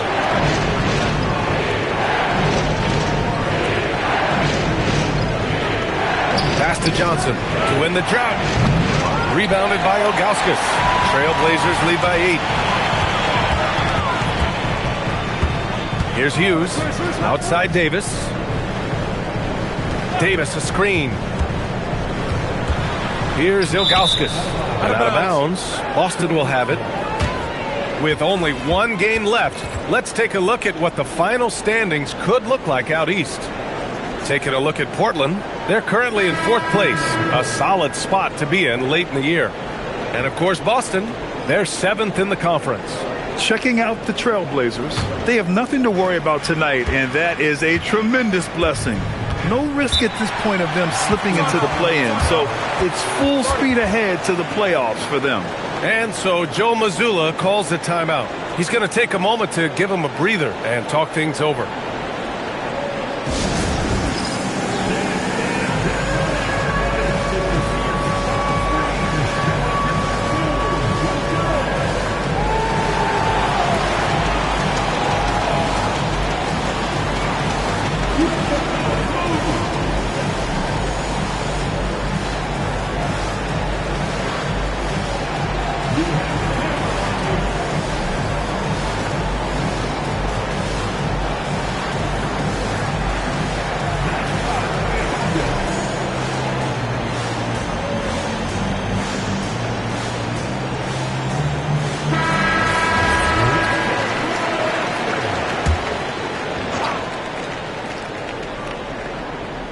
Portland on D.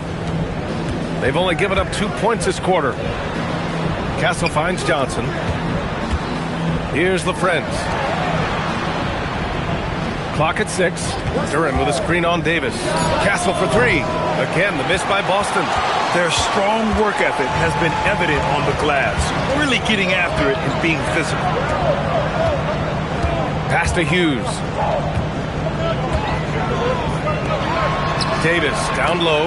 Another basket. He's now 6 for 7 in the contest. I mean, some good stuff out here. 5 of their last 6 buckets have come off of nice passes. Davis against Castle.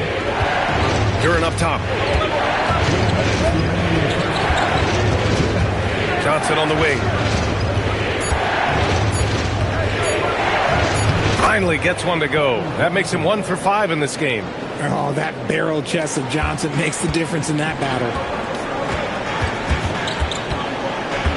Here's Hughes. He's checked by Carter.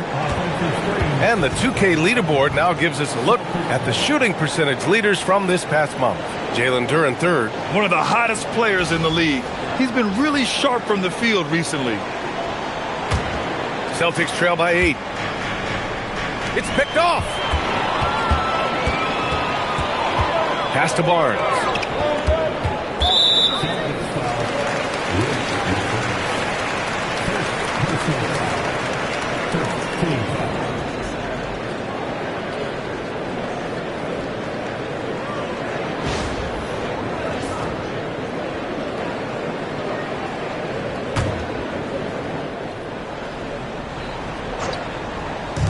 A minute and a half left in the first half of this game.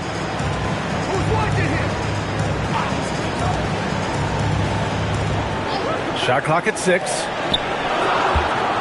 Tries a 10-footer, and Davis with the basket. On the assist by Davis. Davis has got 6 in the quarter. That's 10 straight points they've given up in the painted area. Now here's Carter. Still without a bucket. Here's LaFrentz. Duren in the high post. Here's Castle. And a great job by the D contesting that shot and forcing the miss. Pass to Hughes. Outside Barnes. From downtown. And he's in the books. Now 1 for 2. A big forward with quick hands. Barnes, he'll let it fly. Celtics trail by 13. We've got a 9-second difference between the shot clock and game clock. Castle outside. Pass to LaFrentz. And here's Carter. 6 to shoot. And he makes it on the layup. Carter's got his first 2 points of the night. The defender simply couldn't keep up with his speed, so he cruised on in for the layup. That's such a beautiful move. Stolen by Carter. And so it's Portland closing out the quarter ahead by 11 points. And their defense has stood out, wreaking havoc for the opposition. We're coming right back. Don't go anywhere.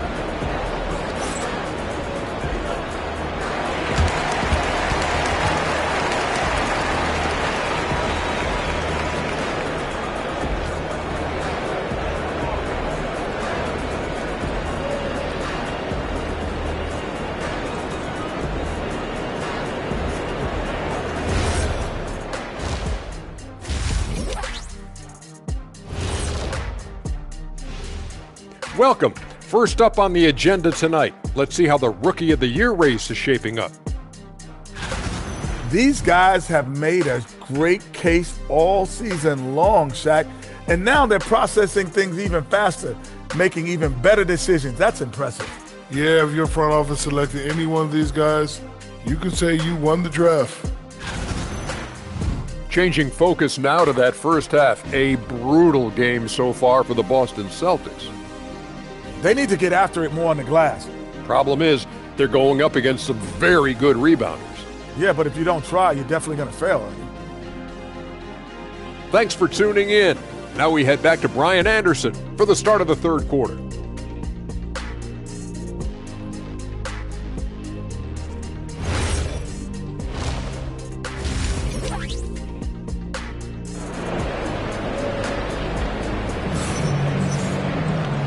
And with a big gap on the scoreboard, the second half begins with very different goals for these teams. One side trying to mount a comeback, one side trying to protect their lead. A fantastic game from Anthony Davis in this one. You just love his patience offensively in the first half. Waited until he got the looks he wanted. You love guys who can get their shots within the flow of the offense. On the court right now for the Celtics, we've got Keldon Johnson. Castle is out there with Jalen Duren. And it's Carter in at the one spot. He drops yet another dime, just facilitating this offense like a maestro. Now here's Carter. And the dunk by Duren. He is ferocious on alley-oops. With his good hands and wingspan, Duren makes for an easy target on the lob. Here's Davis. No made baskets yet. Davis a screen. Good setup. Led him to the rack perfectly for the layup. And the Trailblazers lead by 13. Now here's Carter. Tightly guarded. Pass to LaFrentz. Here's the three. Portland with a rebound. You have to credit their effort. I mean, they've done an amazing job on the glass. Davis, the pass to Hughes. Now Barnes lets it go from deep. Rebounded by Castle. And he almost made them regret defending him so loosely. Duren with a screen on Davis. To the paint. And the dunk by Duren. And that was special. It's easy to be excited about Duren's future in this league. Thanks for that great view, courtesy of the AT&T Connected Cam.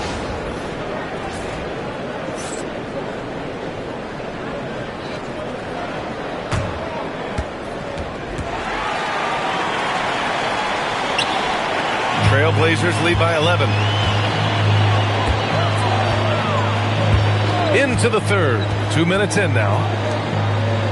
Davis a screen to the middle. That one's good. And it's Barnes with the assist.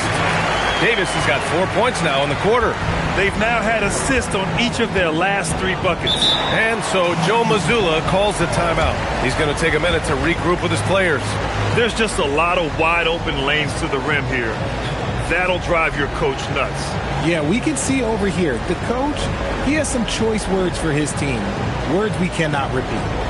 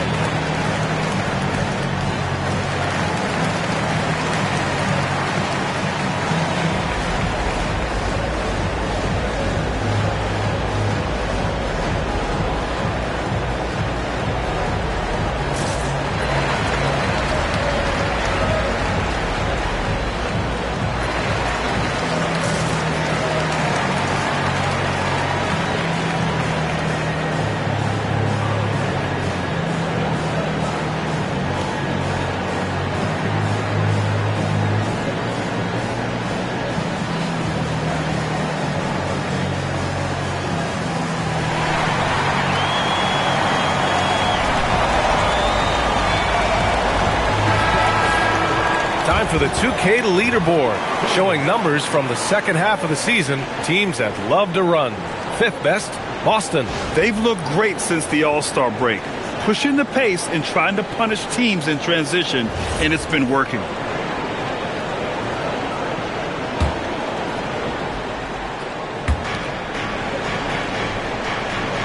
Down low. Here's Johnson. Throws it down, and the official calls a foul. It may be a three-point play. They'll pin that one on Harrison Barnes. And he's got his first opportunity at the line here tonight.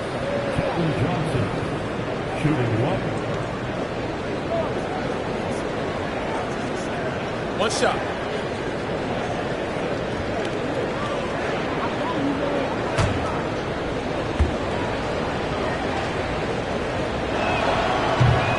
Johnson, no good on that one.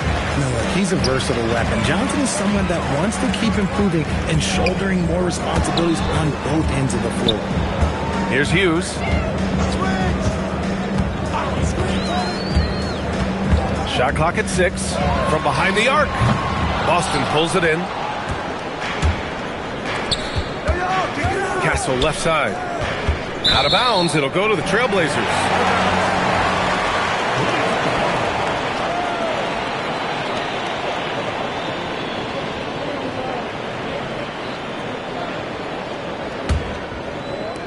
Trailblazers lead by 11.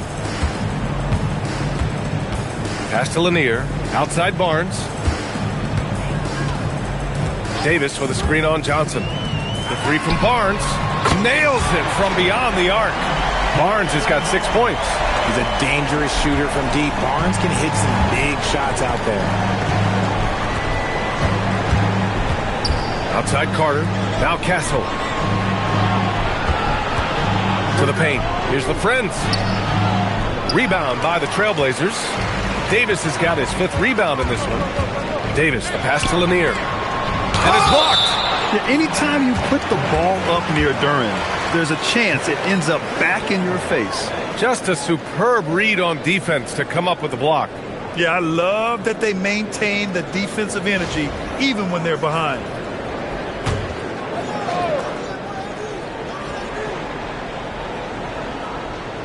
And out of bounds, Boston will have it.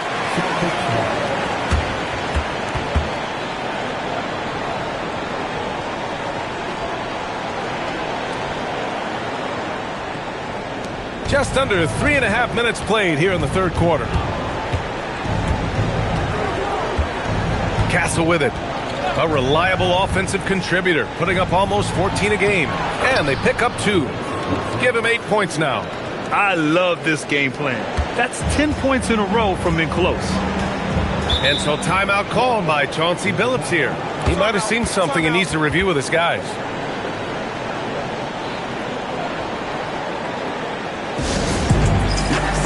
Middleton is checked in for Anthony Davis.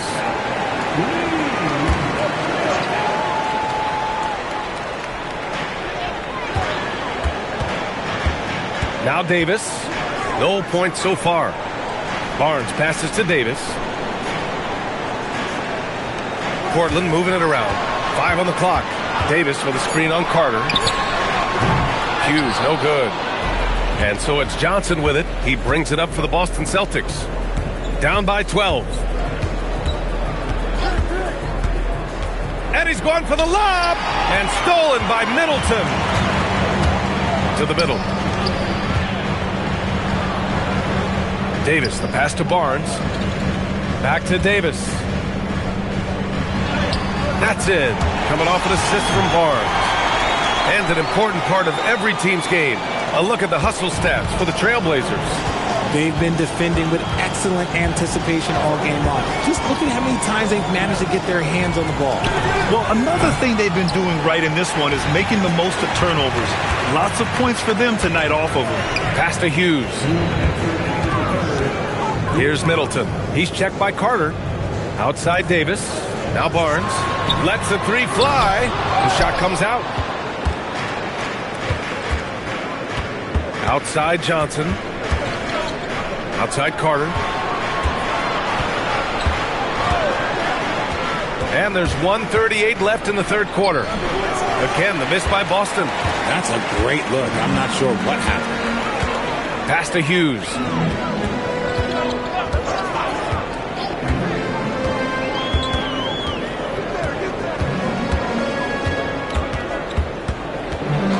And looks like an illegal pick was set. That gets the ref's attention.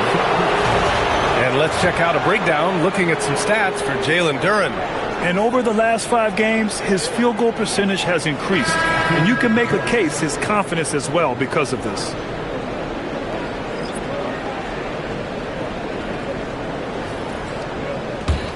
Celtics trail by 14.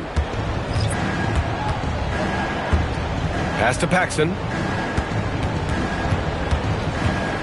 Here's Scott. It's stolen. Here's Stuckey. The kick out to Young.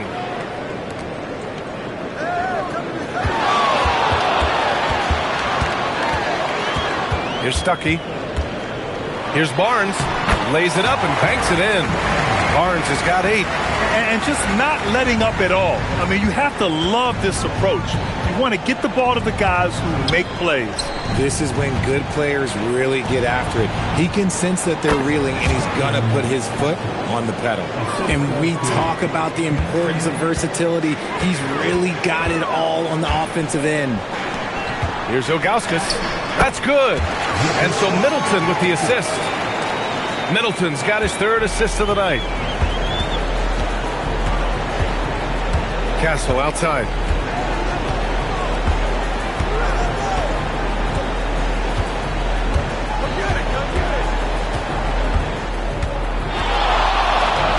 And that one's good. 7 points in the game.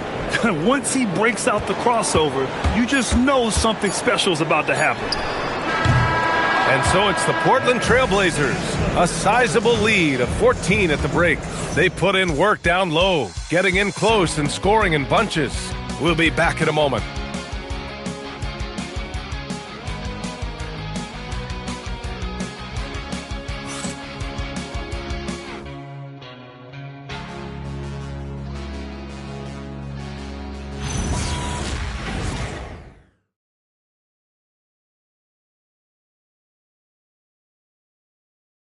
And a moment now as we take a look at our State Farm assist of the game. You know, I'm kind of stoked that this was a choice because I love this pass. A remarkable find. He put his court vision on full display. That wasn't a better pass in the game, almost like he had a sixth sense. And we reach the fourth quarter in a game that may already be out of hand. Thaddeus Young out there with Anthony Davis. Then it's Chris Middleton, and it's Stuckey in at the point guard position. That's the group on the floor for Portland. Shots good by Scott. After a poor offensive first half, some nice adjustments made by this staff, and their shooting percentage is climbing.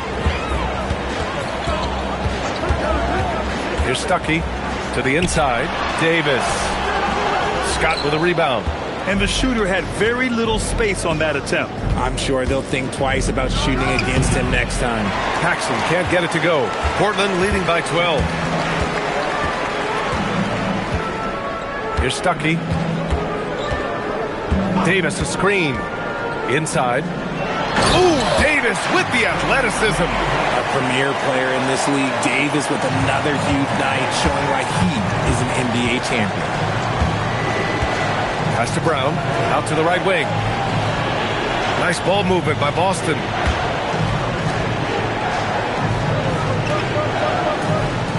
Five to shoot. Boston needs to get off a shot here. Paxson can't get it to go. This is why you want ball movement and player movement. And that's made it hard for the defense to key in on any one individual.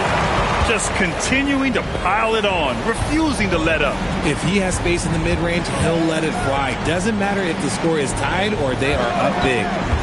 Now here's Brown. Here's Scott. And the layup is good after a nice lead pass. Scott's got 4 points now in the quarter. And that's how you lead a team, literally. And Chauncey Billups calls timeout. He wants to make sure they're purposeful with the game plan.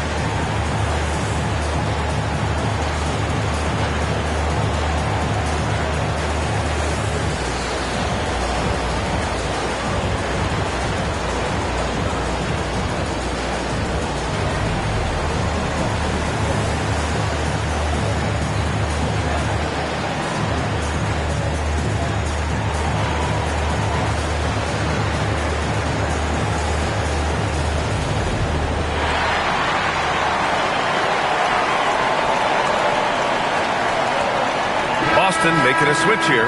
Let's go now to the sideline and catch up with Allie LaForce. Guys, over the last break, I listened to Chauncey Billups address the team. He said, keep it going, guys. Ride this wave of momentum. We're playing great right now, but we can't let up. Guys, back to you. All right, Allie, thanks once again.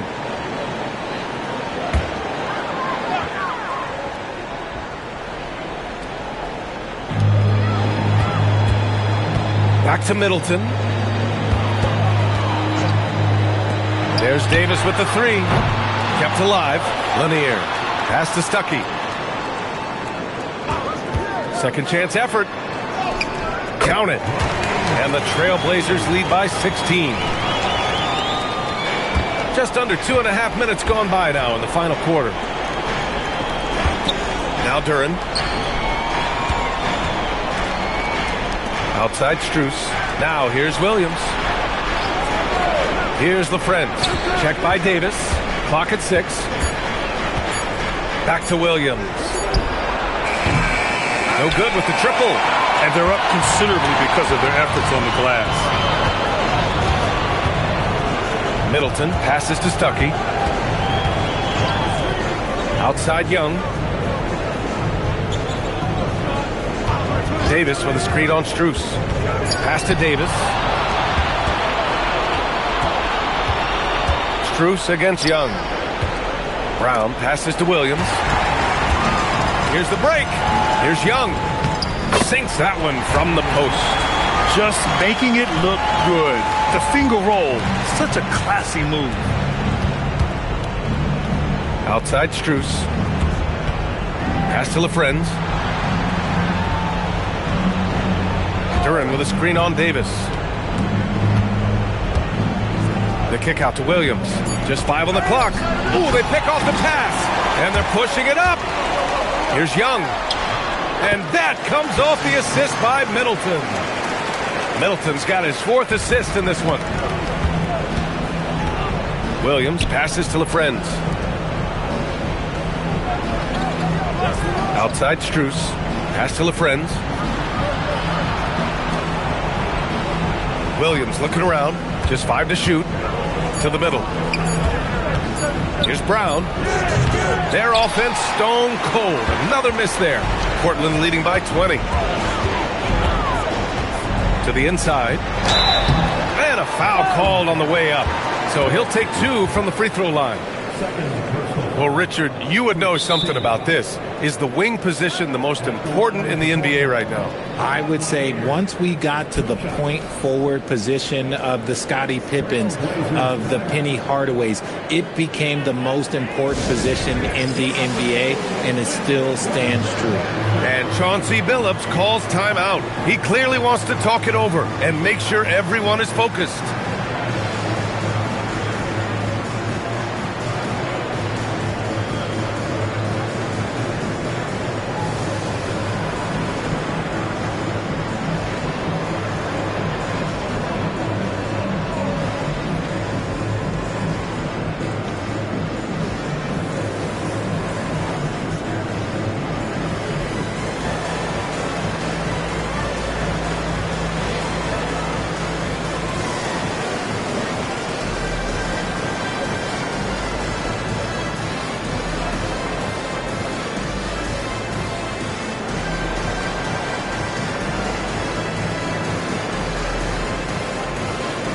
And now we have a chance to see our player of the game, Anthony Davis. It's almost beyond belief what he's done in this game. He's been impossible to cool off, hitting just about everything he looks at. It doesn't matter who's guarding him. He's had an answer for just about everyone. Well, they are playoff bound with him rounding into form and playing some of his best basketball. They just got to continue to play together, and we'll see if he's able to keep playing at this level.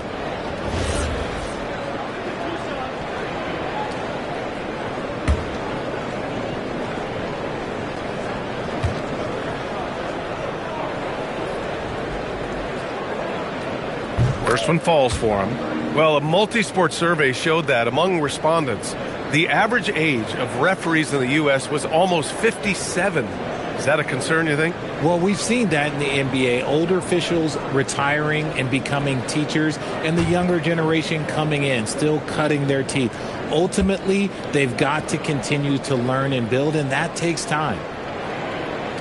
And that one goes in. 2 from the line that time. And so it's Carter who brings up the ball for Boston. Pass to Johnson. The shot to stop the run. Rebound, Anthony Davis. Davis has got double-digit rebounds now in the game. Now Barnes. It's stolen by Johnson.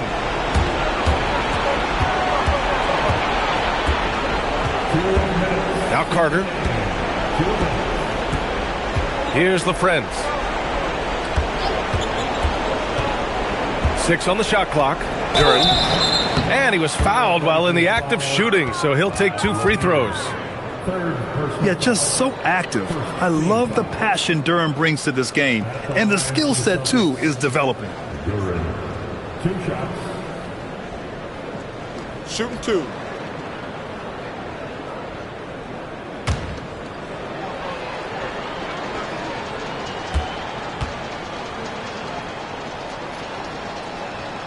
The free throw drops for Duren. And, of course, you won a ring with the Cavs in 2016, Richard. Talk about the challenge of winning a title. In a lot of ways, it just comes down to will and grit. The playoffs are an extra 2 months of intense basketball. The team that wins it all normally has the most health and motivation. A line change here for Portland. And Duren drops them both. Yeah, as of right now, Jalen Duren kind of seems like a classic big man. He can block, he can rebound, and he really focuses on finding close-range looks. Down low. Oh, got a piece of it. Tries to save it. Here's Griffith. To the paint. Oh, the slam! Off a fantastic lead pass. What a play! And this one hasn't been in doubt for a bit now. They came out on a mission, and you can bag up this win for the Trailblazers. When you look at their assist totals, you can see why it was easier for them to score. The ball was really popping tonight. And good things seem to happen when you're patient and willing to make the next pass. Their offense has flowed really well. And they earn win number 9. Each win so important in this league. And even the opposing fans can't deny this was a sensational game for Anthony Davis. And let's just say this, the name of the game is scoring, and yes, he provided that tonight. You're welcome. Here's Stuckey. And here's Middleton. Just 4 to shoot. Now the Celtics on the move. Yes, sir! The finish with the jam. 22 was their biggest lead. 2 seconds separating the shot clock and the game clock. Oh, a matching slam. Back and forth they go. They got a big lift from their crowd tonight, giving them the energy they needed. You have to love their effort. This game wasn't handed to them. They took it. So it's the Trailblazers winning this one easily. They didn't have too many problems tonight. They didn't. Just a tremendous team effort. Once they had that big lead, they were not going to let the visitors back into the game. And that about does it for the final game of the NBA regular season. For Grant Hill, Richard Jefferson, and Allie LaForce, this is Brian Anderson thanking you for watching.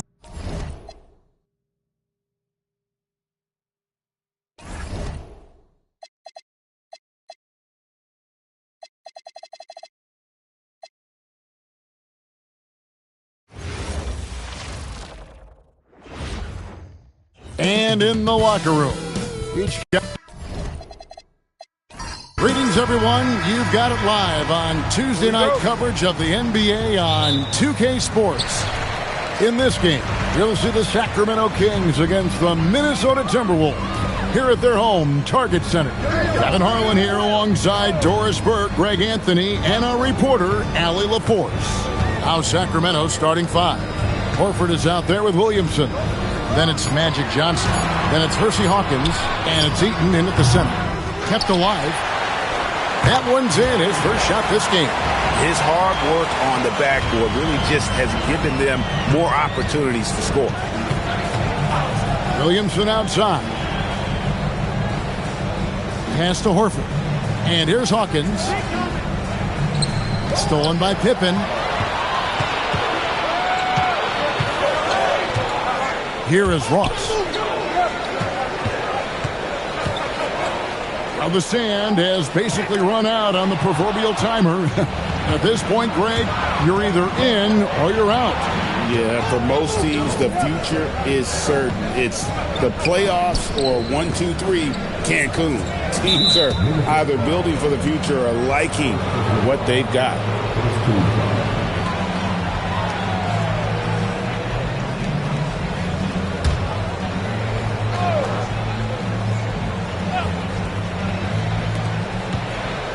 Out to the wing.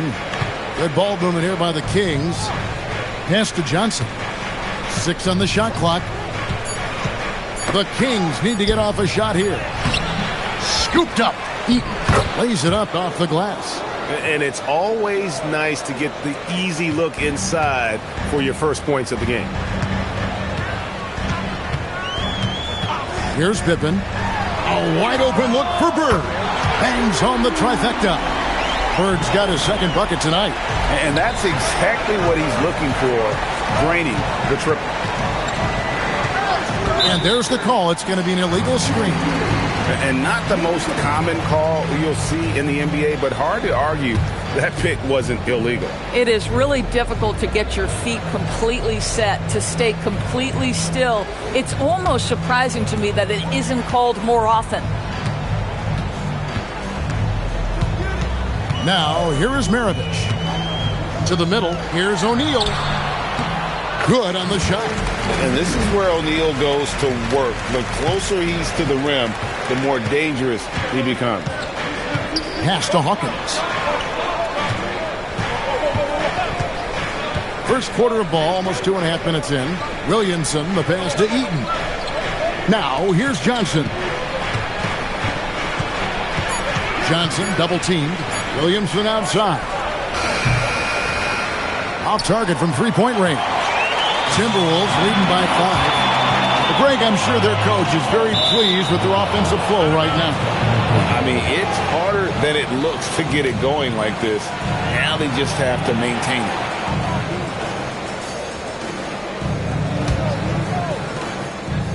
Kings have gone 1 of 3 from the field to start this one so far. Johnson outside. Back to Horford. Pass to Williamson. Johnson against Pippen. Outside, Horford. Hits the three-point bomb. I'll tell you, for a guy who attempted less than 1 3-pointer per game for the first 8 years of his career, how good is Al Horford from range? Now, here is Bird. He's got 5. Ross passes to Maravich. Screen by Bird. Ross kicks to Maravich. A 3-ball. And it's Sacramento with the rebound. A tough loss coming against New York in their last game played. Yeah, I mean, hard time shooting the rock in that one. But they also didn't give themselves the best looks. I think even when you get quality looks, there was an inability to stay consistent. It is hard to win on a cold shooting night in today's NBA. The scoring is just too good. Bird's shot is good. The creative force behind these points is Terrence Ross. This guy keeps his head up, puts the pass right where it needs to be. Hersey Hawkins on the wing. They set the screen. Fires it up. He's now 1 for 2 with that bucket. Pick works well there. Not much resistance from the D. It takes incredible effort to stay connected to the hip of the offensive player. You've got to want to work. Now here's Bird. He's got 7. Maravich dishes to Bird. The 10-footer. And there are the Timberwolves with another bucket. How about he has yet to miss 4-4 to start. And Doug Christie wants a timeout. He's going to take this chance to talk to his guys.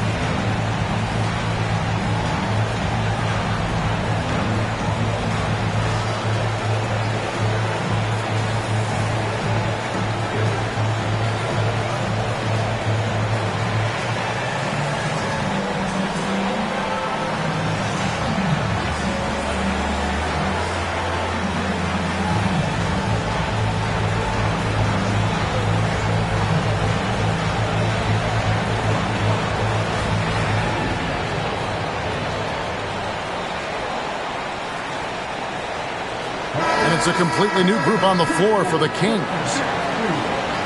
Let's bring out the 2K leaderboard to see the best up-tempo teams in the league. 4th, the Kings.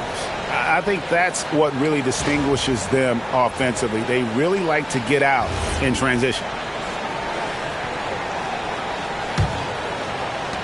The Kings trail by 4. Pass to Branham. Here's Trapuka. No good on the triple. The Timberwolves have gone 5 of 7 today so far. Nice shooting to get this game underway. Back to Bird. And here is Ross.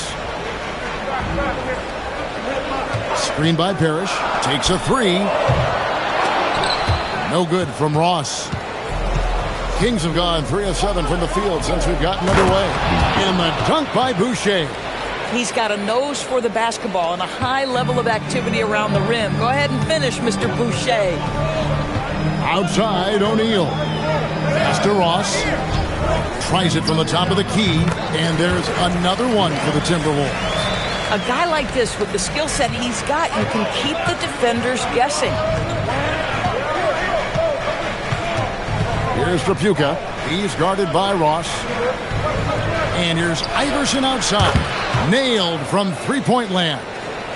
And it's encouraging seeing Iverson just bury the three ball. When he's got that shot going, he is basically unguarded. Now here's Bird. 9 points in the game so far. No good from Ross. Not sure what the D was doing there. Clearly a breakdown. You can ill afford to give a guy like him that good a look. And so Bird will bring it up for the Timberwolves. This game against Sacramento is the first time they've met this year. Yeah, and they lost the season series to this squad last time around. Maybe a little extra motivation tonight to show they've improved. And here is Iverson. Last time, 14 points for him. In the corner, it's Boucher. Tried to come right back with the three of his own, but it's no good. And so it's Larry Bird making things happen for the Minnesota Timberwolves. That quarter had to take a lot out of him. He racked up 12 points. We come back right after this.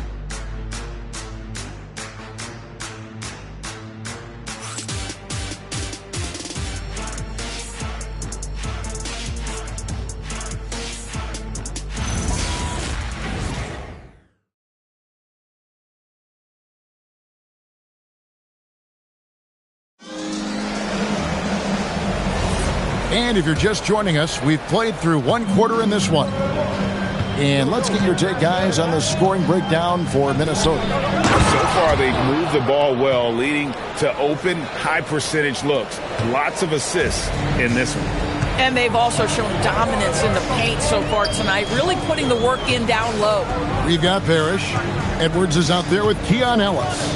And it's Dennis Rodman. And it's Abdul Rahim in at the 4 slot. That's the 5 to begin the second quarter for the Timberwolves. Just 3 to shoot. Here's Ellis. And he lays it straight in. Ellis has got his first 2 points. And they've done well at taking advantage of some late defensive rotations and getting the ball in the paint. Brenham, and the call on the shot that sends him to the line. And people, Doris, talk about the right time for a team to go all in. What goes into that decision, do you think? Well, first and foremost, if you are having a high measure of success, it becomes about how do we sustain this roster to not miss the window to compete for championships. If you're talented and you're winning, how do you do the best you can to sustain that kind of success? The first one falls. Cody Martin, he's checked in for the Timberwolves. Maxwell comes in for Keon Ellis.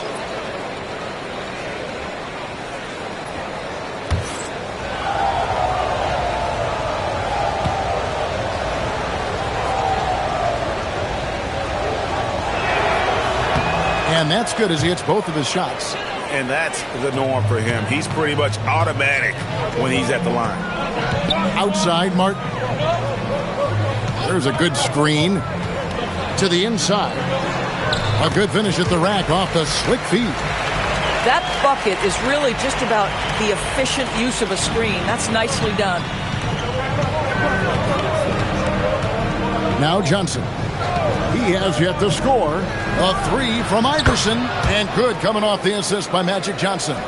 And just a step ahead of the D in that possession there, making the pass. Nice assist. Outside, Martin. Pass to Rodman. Here's Abdul Rahim. And right away, they match it with a three-pointer of their own. And the Timberwolves lead by 4. Shots good by Boucher. Boucher's got his second basket of the night. And for Boucher, to me, it's about taking his time inside. When he does that, he's very effective. In the corner, it's Rodman. Pass to Maxwell. Here's Martin. The Timberwolves need to get a shot off here. Abdul Rahim can't hit. Sacramento's gone 3 of 7 tonight from three-point territory. Johnson outside. Now Iverson.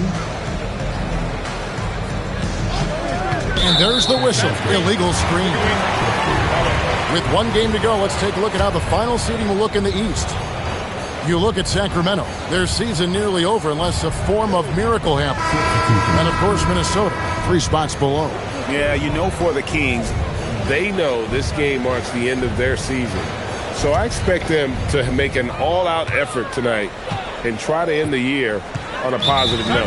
Whitey's checked in for Chris Boucher. And timeout called by Chris Finch. Coach is going to talk some things over with the team. Might be seeing something to adjust.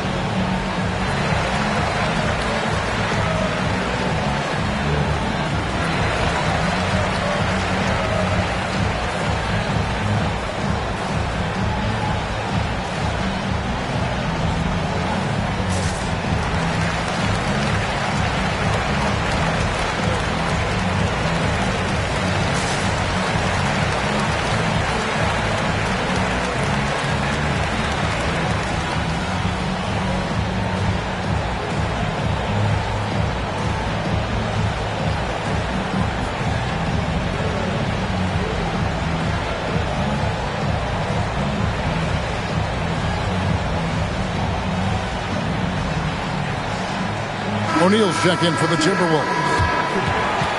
Well, always interesting to check out the first-year stars of the NBA, and on that list are the rookies who have been almost automatic from the field this past month.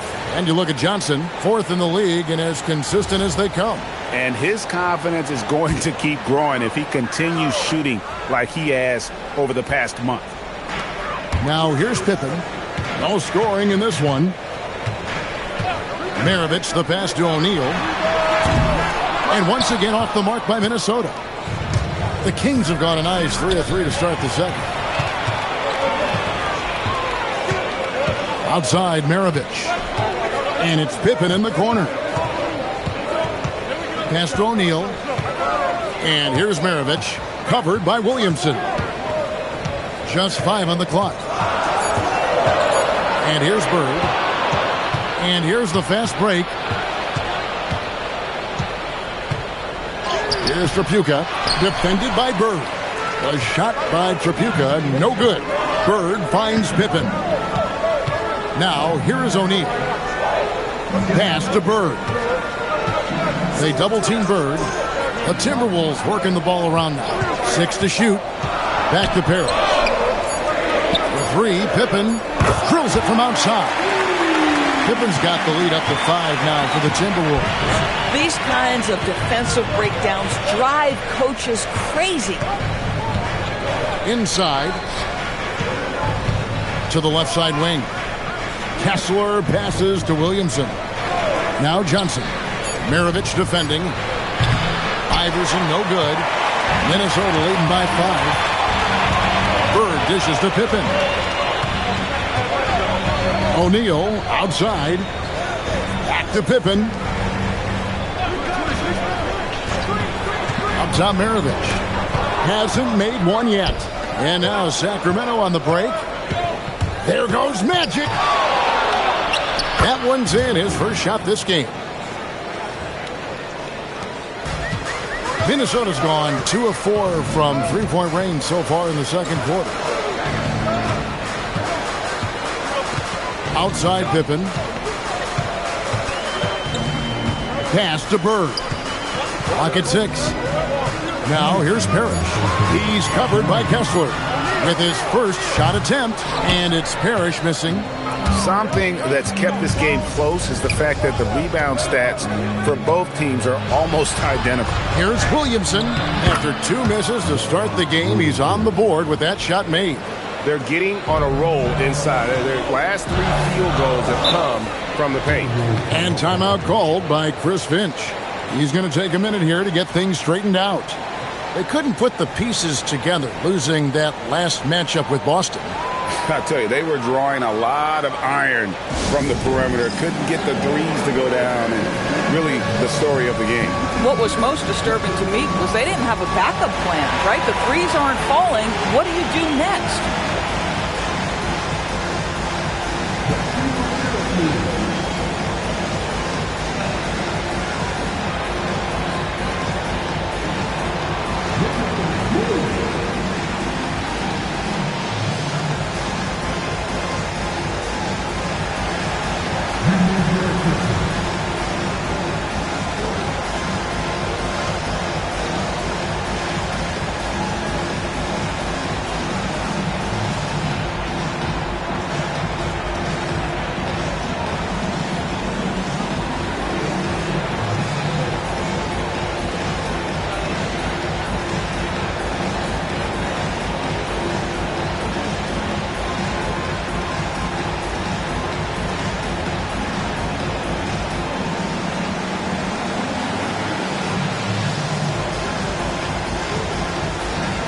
Ross is checked in for Perry.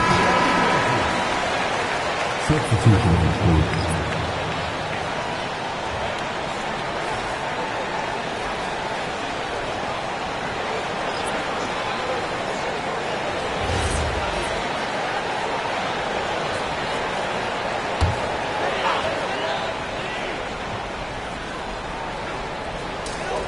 1:36 left to play in the first half. Outside, Maravich. Pass to Bird. It's Pippen on the wing. And stolen by Iverson. Down low. And he banks in the layup. Hawkins has got the lead up to 1 now for the Kings. Breaking down some numbers here. The hustle stats for Sacramento. Right off the bat, they're going after the ball, looking to jump into the passing lanes and create some steals in transition. Yeah, they've also been alert and active on the defensive end, creating turnovers and turning those into points on the offensive end. Maravich, good. Really crisp, intelligent passing to make that basket possible. Hawkins against Maravich. The 17-footer. And he tries off the glass, but it's no good. Minnesota's gone 5 of 8 from three-point land. 15 points and a deep ball for them tonight. Bird kicks to Maravich. 6 to shoot. Bird passes to Ross. Over Williamson. Used the shot fake to create the angle, but couldn't get it to fall. Iverson with the ball. Good work defensively by Pippen. And that's it for the first half of action. What's been a very close game here. Timberwolves lead by 2. We'll see you back here after the break for third quarter basketball.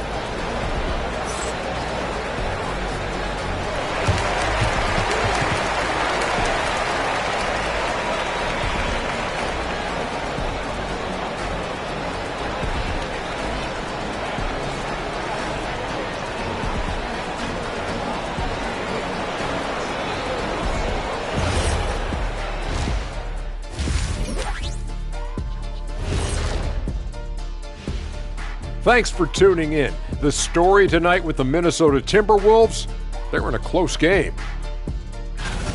They've been choosy when hunting for shots, guys. I like that. Trying to capitalize on every single possession. Yeah, you love the consistency in their approach. Really methodical. And next up on the docket, I'll look at some upcoming games. It'll be the Suns against the Knicks in New York. 7:30 p.m. Eastern Time is the tip-off. I'm predicting a somewhat lopsided outcome, just saying. And that is it for halftime, folks. It is back to Kevin Harlan and the crew for the second half.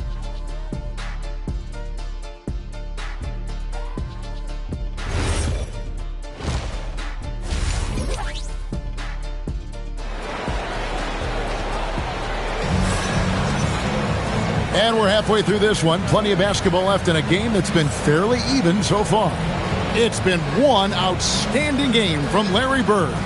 Man, he's been running wild on them through that first half.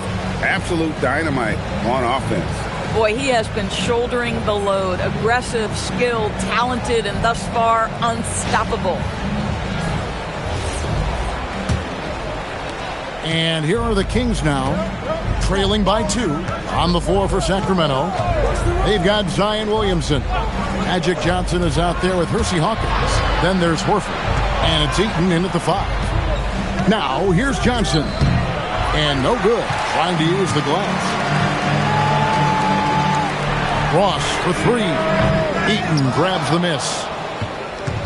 And so it's Johnson who brings the ball up for Sacramento.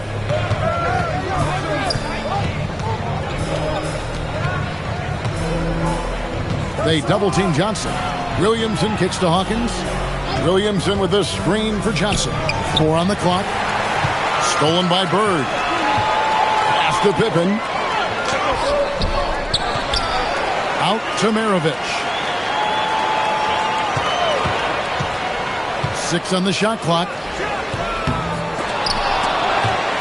Outside Pippen. Here is Ross. He's covered by Hawkins. Screen by O'Neal. Maravich, the pass to O'Neal. For the tie, here's Hawkins. That misses. Had a chance to tie it there. The game has been very close in a lot of areas, but rebounding has been the one differentiator thus far. Bird, the pass to O'Neal. Great play by Bird to set it up. O'Neal's got the first basket of the second half here for the Timberwolves. The Kings trail by 4. Here's Johnson. He provides a good amount of offense for the team, averaging around 11.5 points a game. 0 for 3 to start the second half. You've got to start finding your footing here. Now, here's Pippen. Can't hit from 12. Oh, my goodness, those chippies, you come to regret those. That is a good look, and you can't complete it. And contact on the shot, so he'll be shooting free throws here. It goes on Pete Maravich. Well, Al Horford, one of the most respected veterans in this league. Why? Well, he's unselfish, and it's always about team first. And Doug Christie wants a timeout. He's ready to talk things through with them.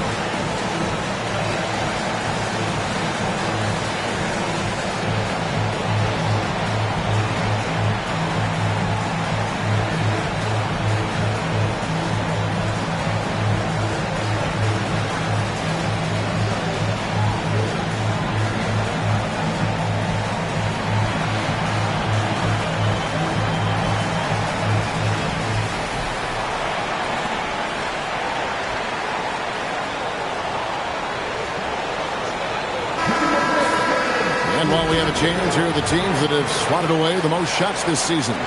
5th best, the Kings. I mean, terrific rim protection. I mean, they rotate and help on the inside as well as anybody. And, of course, you want to keep offenses on the outside shooting jump shots, and that continues to be the goal.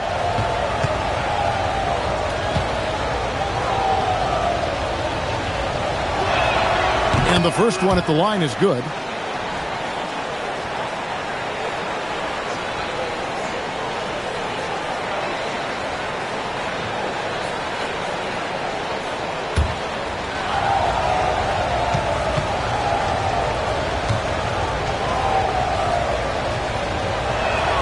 So Horford gets 2. For Minnesota, they've gone only 1 of 5 from the field since halftime. Very slow start offensively. Pippen outside. 3-pointer, Bird. And it's Sacramento with the rebound. A little over 2.5 minutes off the clock in this final half of play. Here's Eaton. Again, the miss by the Kings. Wow, another empty possession out of the gates. 0 for 4 in this half. Brutal. Maravich dishes to Ross. Pass to Pippen. Shot clock at 6. Here's Bird. Hits Maravich on the wing. Jacks up a 3. And here's O'Neal. Good. And it's Bird picking up the assist. Bird's got 3 assists tonight. Little under 2.5 minutes off the clock now here in the third. Johnson outside. Pass to Hawkins. Horford with the screen on Maravich. Here's Hawkins. And yep, a couple bounces and it falls. Hawkins has got 6. You can't just stop when there's a pick set up. Gotta fight over it as a defender. You know exactly what that takes. It takes energy, it takes activity, it takes intensity. And timeout called by Chris Finch. Coach needs a moment to talk things over.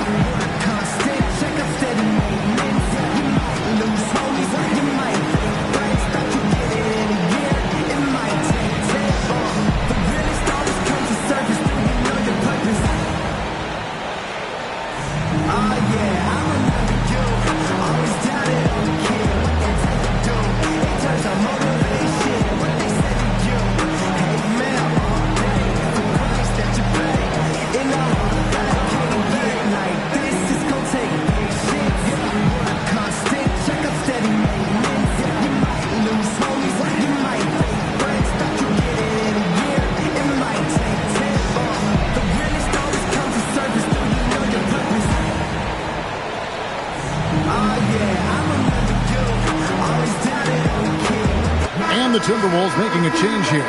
Parrish has checked in.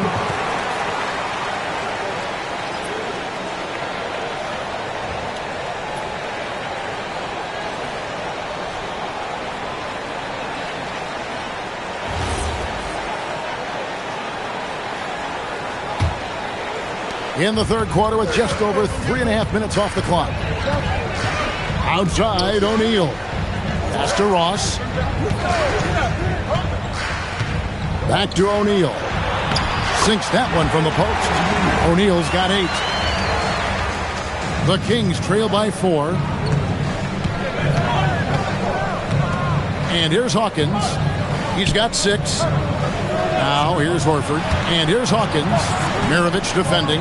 Inside. Here's Johnson. Oh, the advantage of size out of the backcourt. Magic Johnson. That's the kind of aggressive and assertive play they need as we get closer and closer to crunch time. Bounce pass Pippen. Pass to Ross. Back to Pippen. 6 on the shot clock. Maravich, the pass to O'Neal. The shot's good on the assist by Maravich. He's got 10. I love his shot selection today. He set the bar for the rest of the team. Johnson kicks to Horford. To the inside. Got a piece of it. Stolen by Parrish. On the wing, Maravich. He's covered by Hawkins. O'Neal finds Ross. Beyond the arc. Traps in the tray. And now a 7-point Timberwolves lead. How many times have we seen a possession like that from them today? Ending with a basket, coming off a pretty pass. And Doug Christie wants a timeout. He's going to make some adjustments to the game plan.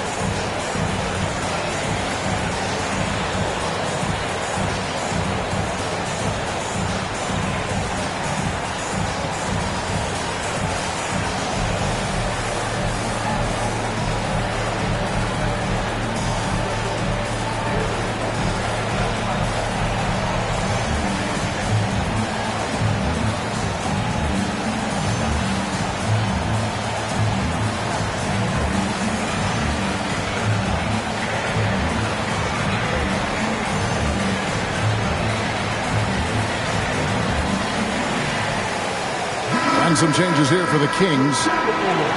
Let's go to the 2K leaderboard to see which players have had the most success from the stripe this month. Well, you look at Allen Iverson, one of the league's best, third in free throw percentage. And during that time, guys, he's been an absolute dead-eye shooter from the free throw line. His concentration just never wavers.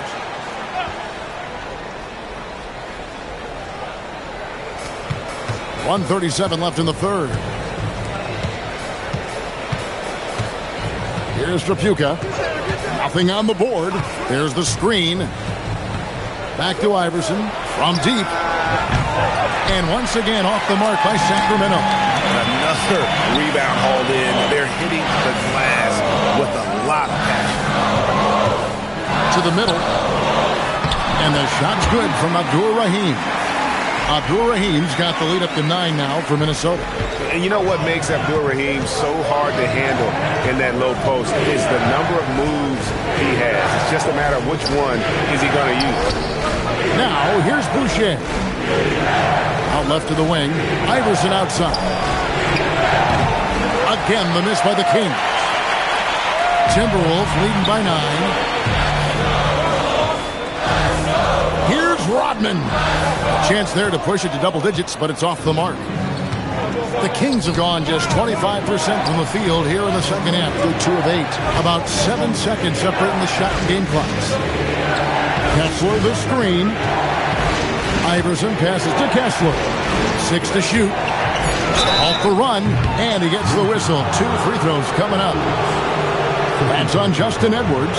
Yeah, the defender all over. For Sacramento, they have been solid at the line so far. 4 for 4. And I think this is a strength of this team. Solid numbers at the line across the board. 77% collectively.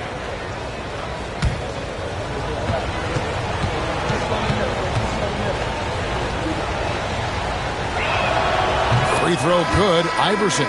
Both teams deciding to change it up.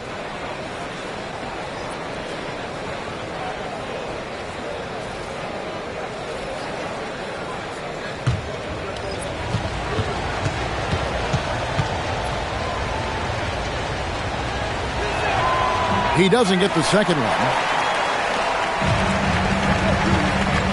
Now here's Ellis. To the paint. Here's Abdur Rahim.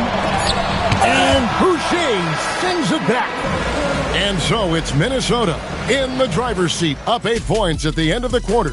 Their shooting has been the big key. Their percentage from the field so far has been terrific. We'll get right back to the action when we return.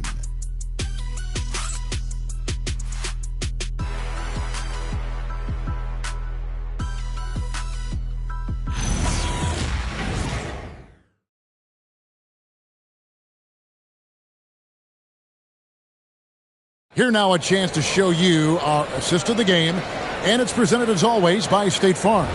And how about the floor generalship right here? I mean, showing us why they're always in good hands when he's the man in charge. Well, this is exactly what you're looking for from your point guard. Survey the floor, serve it up on time and on target.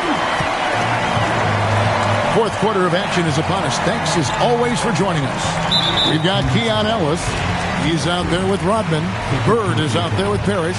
And it's Abdur Rahim in the power forward. So that's the Timberwolves 5.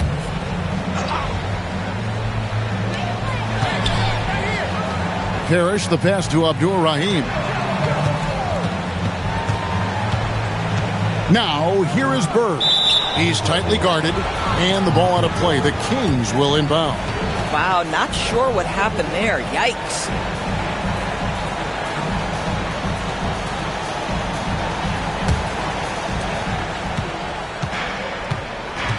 Now Johnson. Pass to Iverson. Boucher with a screen on Ellis. Kicks it out to Johnson. Boucher the screen. 5 to shoot. Count that one, and the Minnesota lead has been cut down now to just 6 points with that basket from Johnson. Minnesota's gone 6 of 12 from outside. A very nice 50% mark. Shooting the 3-ball well. Pass to Abdur Rahim. And here's Bird. Ellis surveying the D. Into the lane. Here's Parrish. Nice pass. Led him to the rack perfectly for the layup. And the Timberwolves lead by 8. Iverson with the ball. Latre. Branham can't get it to go. And hard work on the glass. Once again, guys, they put a lot of effort and focus on the backboard. And he can time his passes so perfectly. Wow, what an assist. And Doug Christie is called a timeout. It's a chance for them to regroup and refocus.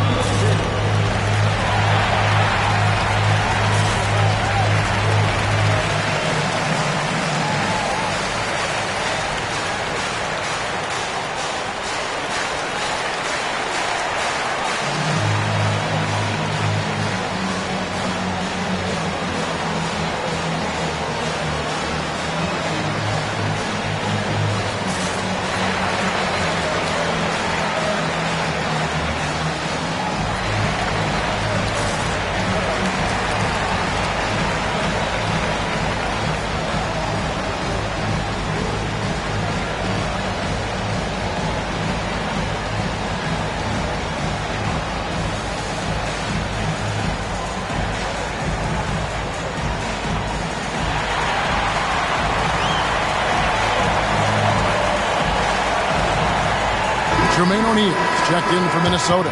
Maxwell comes in for Ellis. Williamson is checked in for Sacramento. Now let's take a minute to talk to Allie LaForce courtside. Allie. Over that last break, I got a chance to hear what Doug Christie said to his team. He ripped into their perimeter game and their energy level, saying to his guys, "You're just running through the motions out there. There's no hustle or desire to chase them off the three-point line or to try to get open looks from deep on the other end." Guys? All right, Allie, thank you for that. And it's Iverson missing. This guy hit a couple of threes in the first half, but since then it's been a little bit of a struggle. Bird misses. And I think that one could have easily have fallen for him. Branham, the pass to Kessler. And that'll be 2 free throws coming up. Officials on the call with the foul. I mean, even from over here, you can see that one pretty clearly. And let's take a moment here to get your guys' take on scoring so far for the Timberwolves. I'm in love with how they're moving the basketball all game long, and also their ability to move without the ball. That style just makes it so difficult to defend. I think the other thing we're seeing tonight is the floor spacing of this team. Boy, they are shooting the cover off the basketball all game. And the Timberwolves making a change here. Kyle Morris checked in.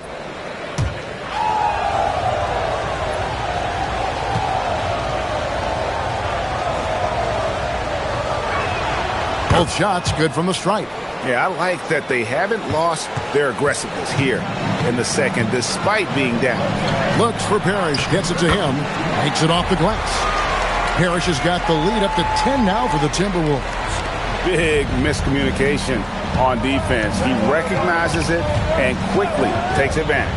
And that's typical of this guy. He's always reading the situation, reacting quickly, and capitalizing.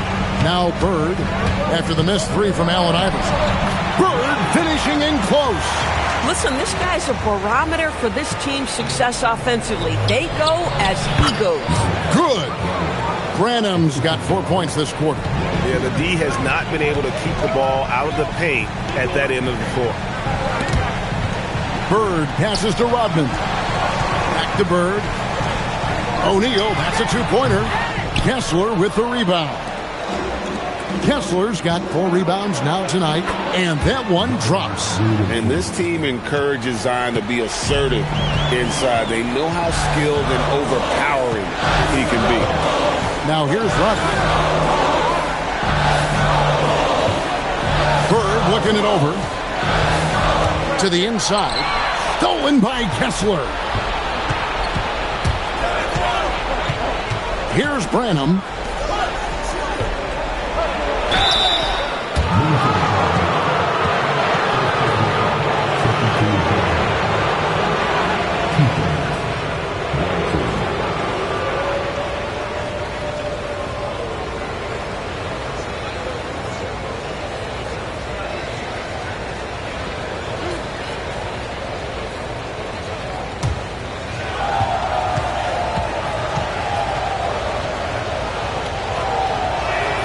And that one falls for Johnson.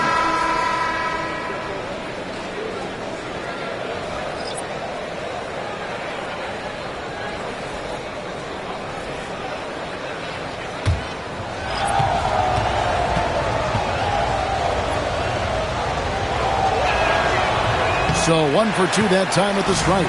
Timberwolves leading by 7. Maravich dishes to Pippen. Ross kicks to Maravich.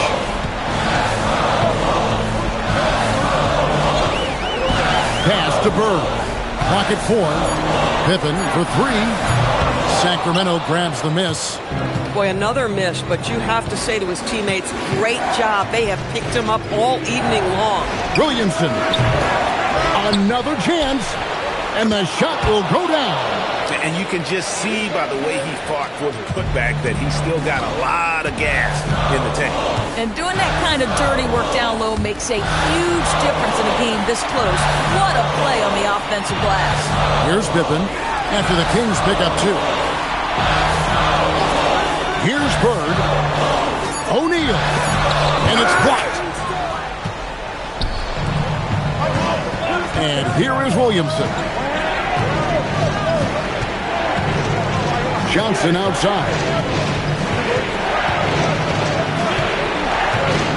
Williamson outside. And it misses. Minnesota leading by 5. Outside Bird. Outside Maravich. Now Bird. Hawkins with it. He's picked up by O'Neal. Yeah, just trying to anticipate Hawkins' next move there. The defender gets caught a little out of position.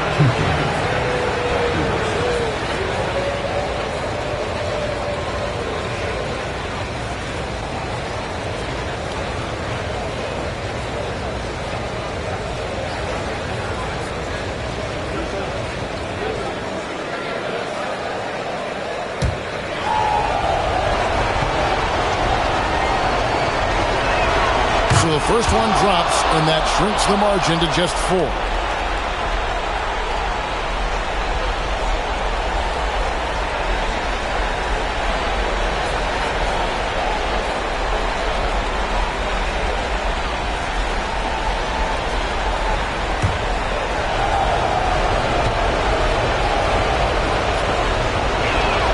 And that one goes in. 2 from the line that time. And how big was that? He is just so reliable, so confident at the free throw line. Now Bird. Strong move off the glass. This guy just isn't missing today. I mean, what a day he's had from the field. And his shooting is the only reason this game is as close as it is. He's been Mr. Reliable offensively.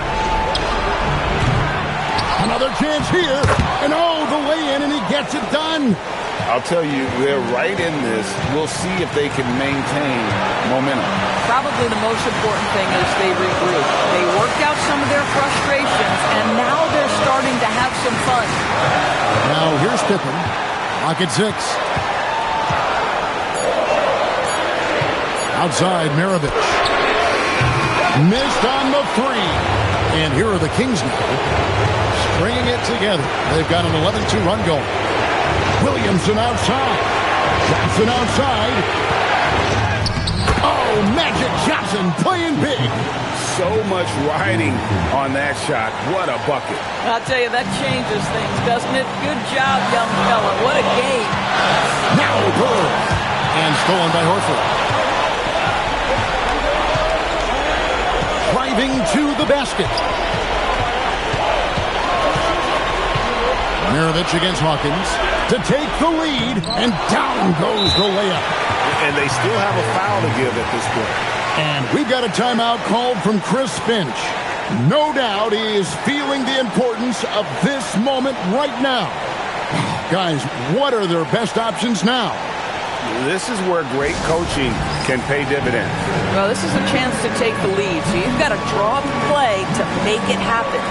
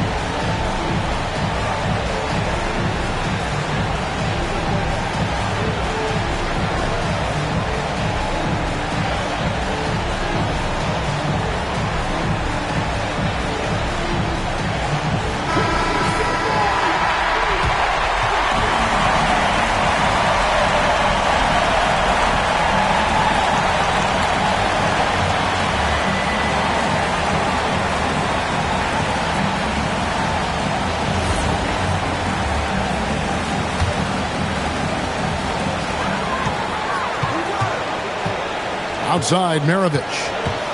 Now Bird. It falls! And that bucket was absolutely huge. A defensive stop now may just seal the deal. And we got a timeout called by Doug Christie. Pivotal moment in this game. He's not taking any chances. He'll call time. Well, given the scenario here, how do you approach this next possession? Yeah, always intriguing to see what a coach draws up in this situation. What you want is to create a clean, high percentage look if that's at all possible.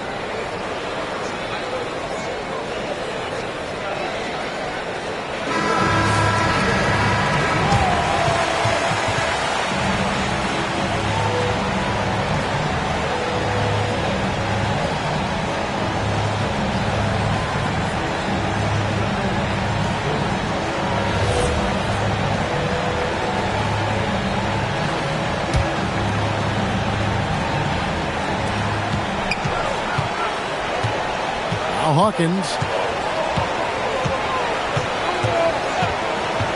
shoots the three, misses the three, and now we've got the intentional foul. And we've got a timeout called from Chris Finch.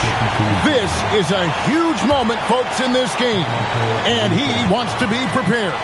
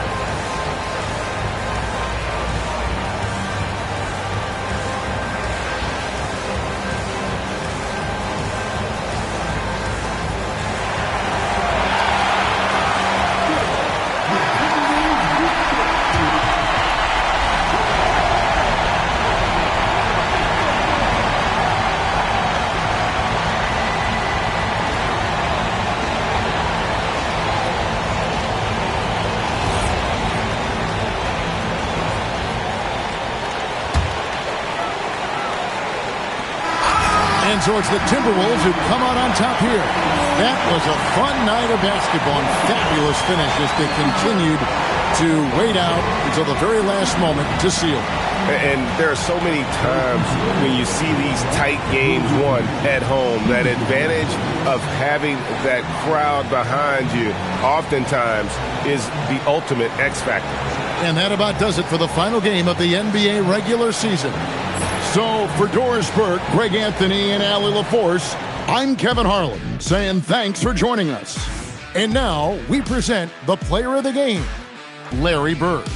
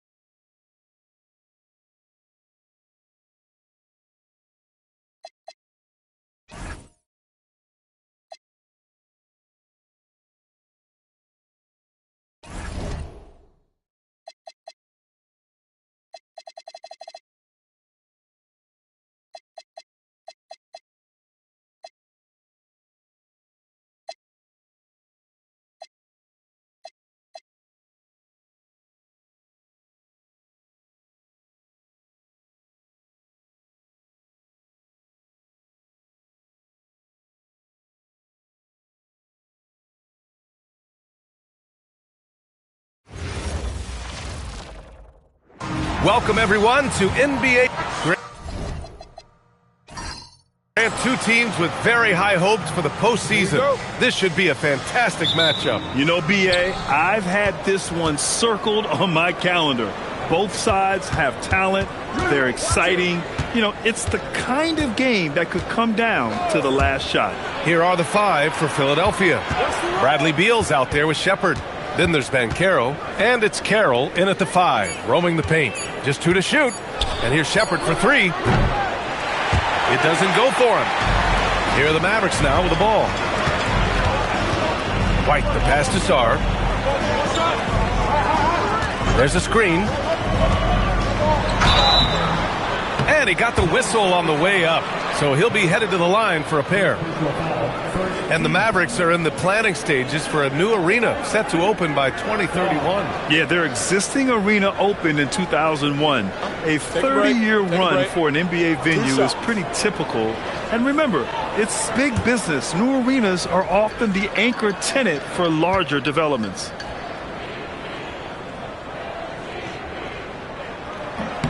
The free throw drops for Sarr. Yeah, and the potential Sarr has is enticing. He's a talented, mobile big man who wants to keep improving.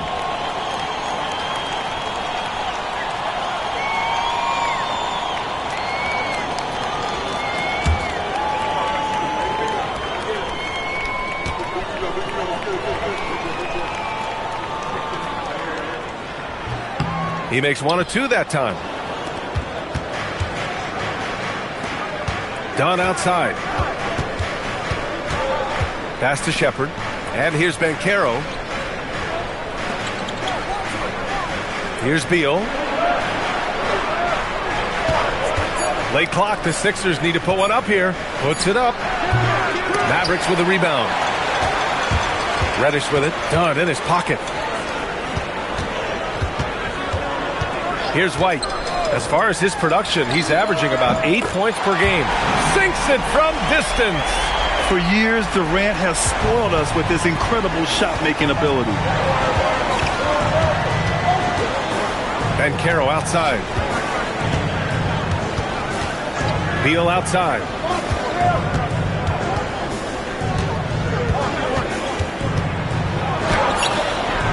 It's hauled in by Reddish.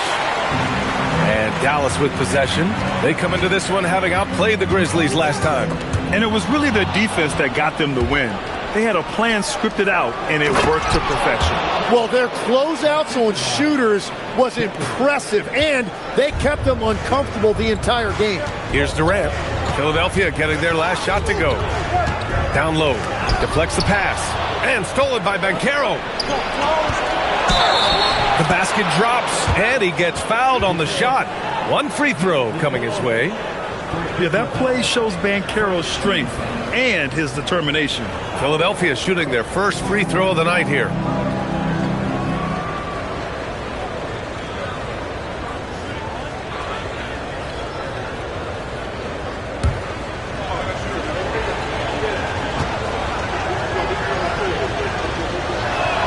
And now they lead as the free throw drops in for him.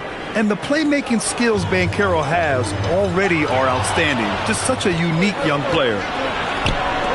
Philadelphia moving it around. Beal, no good. And so it's Durant who brings up the ball for the Dallas Mavericks. White, out of bounds. It'll be Philadelphia's ball. Over the last month, these are the highest scoring teams in the NBA. The 76ers, number 1. This team has really found a great offensive rhythm lately. Running smart plays, sharing the ball, and racking up points. And here in the first, approaching 3 minutes play. Here's Shepherd, averaging around 6 a game. Pass to Beal. He shoots it. Jump shot is good. Well, he is just so confident off the catch and shoot. When Beal is that decisive, he is really tough to deal with. Outside White. Now here's Durant to halt the run. Pure from three-point range. Durant's got 6. You don't want to let him get into a rhythm from out there. The 76ers have gone just 3 for 7 here at the start. Banchero outside. Beal outside.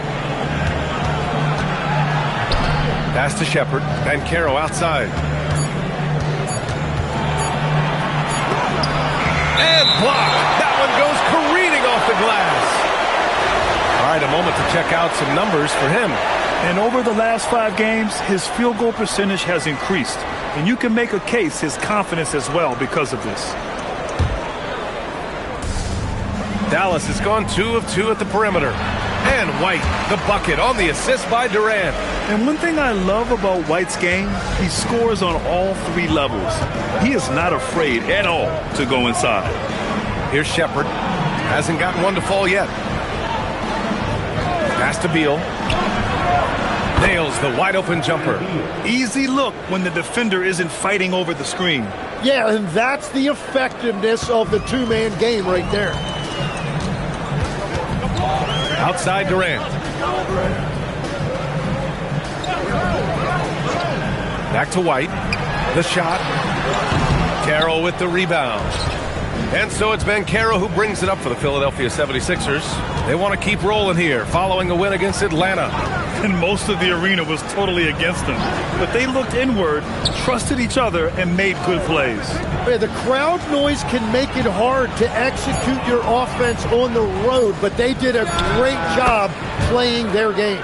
That's just a smart play right there. The right pass to a ready shooter. And so it's Dallas with it, trailing by 2. And this is their first time matched up with Philadelphia this year. They expected more of themselves against this team last year. Split the games between them. Reddish misses. The 76ers have gotten 50% of their shots to fall so far. They're 5 of 10. Banchero outside. Pass to Shepherd. Dunn outside. Down to 5 on the shot clock. Now here's Banchero, guarded by Durant. Offensive board. Oh, and makes it with the kiss. Banchero's got 7. I mean, 6'10", about 250. Banchero imposing his will inside. So Jason Kidd's decided to call timeout here. He's going to gather the troops and talk it over.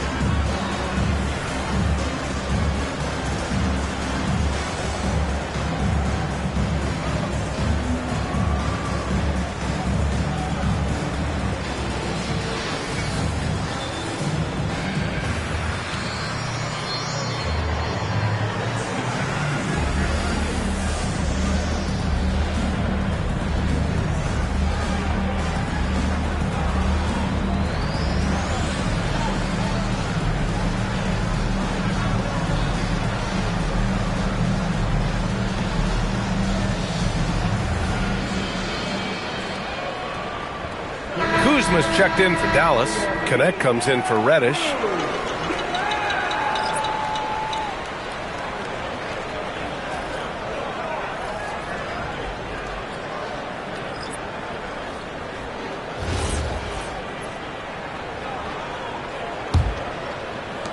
There's a minute 26 left to play in the first.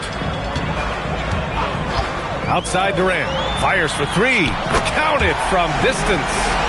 9 points in the game. And another one from distance. He's hot, and they keep feeding him. Pass to Pressey. Back to Thomas. Here's Oden. Tried to come right back with a 3 of his own, but it's no good. Dallas has gone 3 of 4 on threes here in this first quarter. White for 3, and Dallas hits again from deep. Yeah, nice shot by White. So confident from range. For Philadelphia, they've gone 6 of 13 so far in this one. Here's Robertson. Back to Thomas. The 3 is up. Mavericks with the rebound.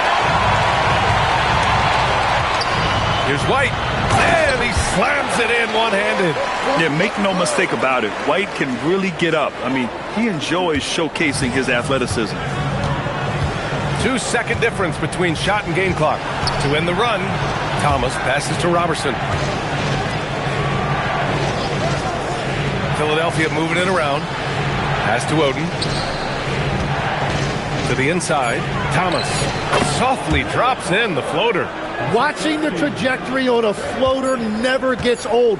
One of the most fun ways to score that this league has. Kevin Durant has been leading the charge for Dallas. He's found his range, hitting 3 triples in the quarter. We'll be right back with you shortly.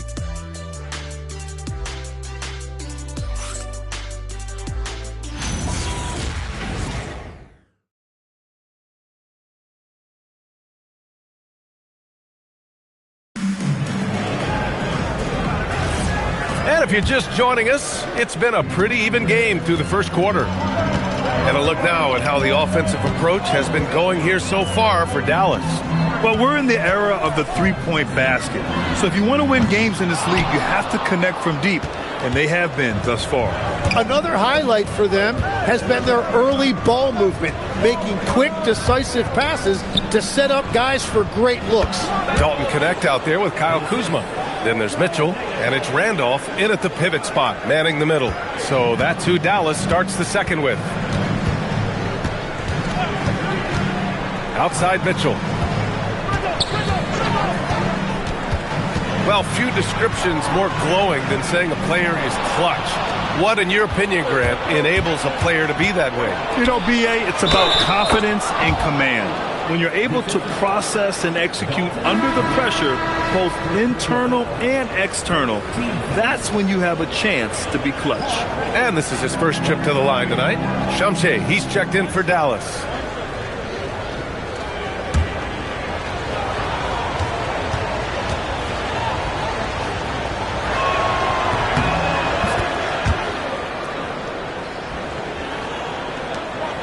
Mavericks trail by 3. Mitchell, the pass to Kuzma. Just over a minute gone here in the second quarter. Mitchell finds Kuzma. Here's the pick. Beyond the arc. Rebound by Philadelphia. And he probably thought he was going to bury that one. Oh, what a performance offensively. They're really rolling at that end. Excellent game plan.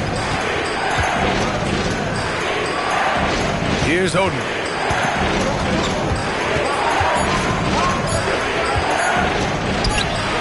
Randolph grabs the miss. Dallas has gone 4 of 8 from 3. A nice percentage. Pass to Kuzma. Takes the 3.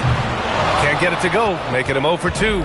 And you just can't afford to give up that kind of look very often. To the middle. Here's Oden. Counted. 2 for 4 from the field now. And you like the balance here. Not just falling in love with the 3 ball. Mavericks trail by 5. Kuzma outside.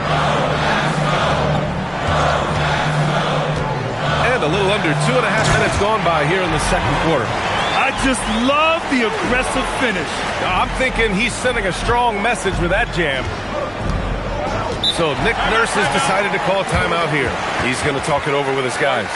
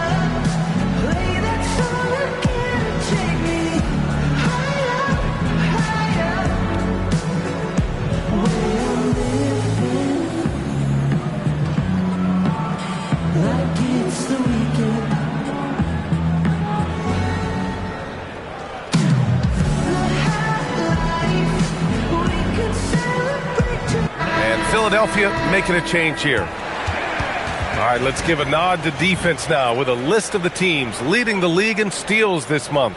Second, the Mavericks. They've really gotten after it at the defensive end, and that's been generating turnovers.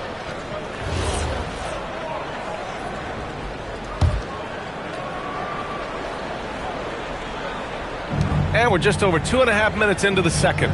To the wing, right side. Thomas outside. Driving in. Shot clock at 6. Dunn, the pass to Thomas. Back to Dunn. Over Kuzma. Philadelphia with another miss. And he's a very good mid-range shooter, but the defense was all over him there, making that a very difficult shot. Pass to Malone. The layup off target. The Sixers lead by 3. Here's Dunn. The Sixers again can't hit. Dallas has gone 0 for 3 from deep to begin the second. Durant, the pass to Sarr. No good. That would have tied it. And it's Beal with the ball for the 76ers. They've only given up 2 points this quarter. Thomas, a screen on Reddish. Pass to Thomas.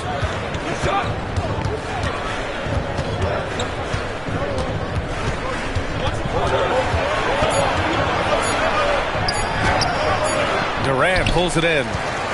Durant's got 4 rebounds in the game. Now Kuzma, 4-3. It's rebounded by Banchero. Thomas against Durant. Pass to Banchero. Beal outside.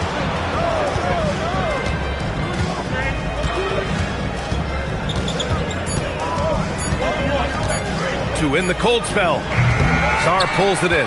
He got the space he wanted for his mid-range. He just wasn't able to convert. Durant with it. He had a 12-point outing in their last game against Memphis. It wasn't just the scoring. He got others involved, too. Dunn outside. Pass to Banchero. Philadelphia moving it around. Dunn outside. Beal against Durant. Back to Dunn. Takes a 3. Philadelphia with another miss. Mavericks trail by 3. Now Durant. 9 points in the game. Pass to Malone. Dunn with a steal. Thomas with the ball. And it's Kuzma picking him up. Thomas passes to Dunn. Back to Thomas. Kuzma with the defensive effort. And for the Mavericks, they're shooting at about 44% so far. Here's Reddish. Rebound by Philadelphia. 1:16 left in the first half. Dunn, the pass to Carroll. Now Beal. There's the 3. The Mavericks pull it in. Malone's got rebound number 5 here tonight. Well, he's not having as much success shooting the ball early as he wanted, but so far, it's not hurting their team performance. And the three-pointer is good for Durant. Yeah, one of the most skilled players we've ever seen. Durant just continues to dominate offensively. Beal outside. Durant against Thomas. Back to Beal. There's a screen. Pass to Carroll. 6 to shoot. Stop the drought. Beal, no good. There's a 4-second difference between the shot and game clock. Thomas with a steal. And now the Sixers on the break.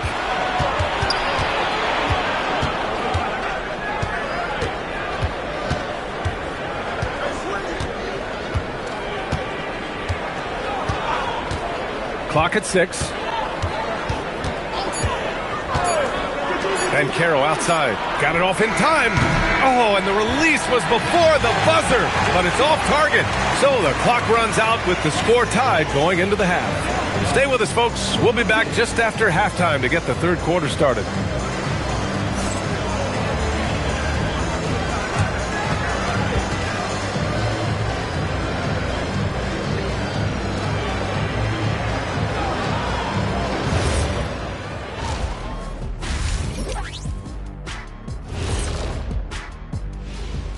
Welcome, folks. EJ alongside Shaq and Kenny. First up, here are the players of the week. What do you think about our Eastern Conference winner? Finally, we're giving props to a big. Enough of these little dudes winning MVPs and awards. Basketball is for my guys, the tall dudes.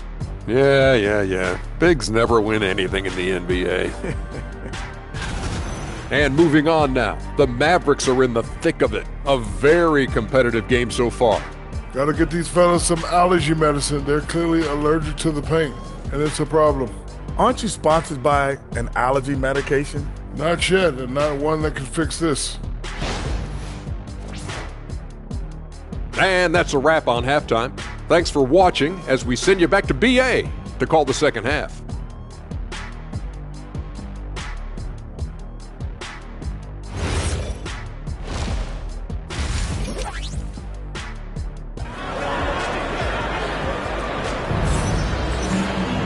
And after a fairly even first couple of quarters, this second half could turn out to be a great one, as both teams trying to gain an edge. You know, Kevin Durant has really been making it happen here, guys. Can they come up with an answer for him coming out of the half? They have to change something defensively. And that will be the biggest adjustment. They have to force the ball out of his hands, but that's a difficult challenge.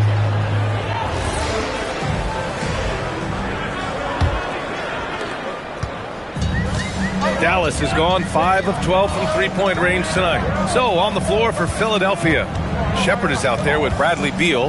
Then there's Banchero, and it's Carroll in at the center position. Reddish on the wing for the lead, and that comes off the assist by Durant. Durant's got 3 assists now in this one. Backing up that last 3 with another 3. The defense has to stop giving them so many clean looks. Beal outside. Launches it. The rebound by Malone. Malone's got 6 rebounds here tonight. You gotta love how they've been crashing the boards, fighting hard for every miss. Outside Durant.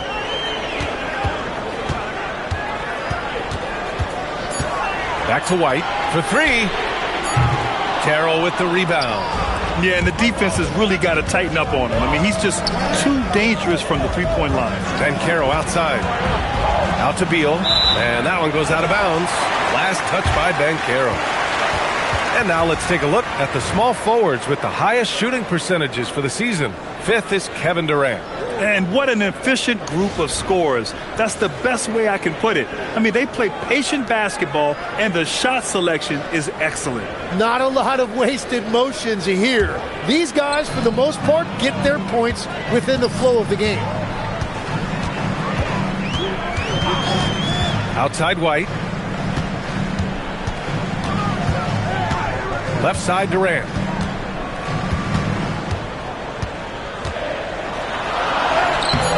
Rebounded by Dunn. 76ers trail by 3. Pass to Shepherd. Banchero outside. Here's Beal. That's good. And it's Banchero with the assist. Banchero's got 4 assists in the game. I'll tell you what, I absolutely love watching Beal go to work. He makes good decisions, and that time, no hesitation off the catch. So Jason Kidd's decided to call timeout here. He'll take the opportunity to regroup.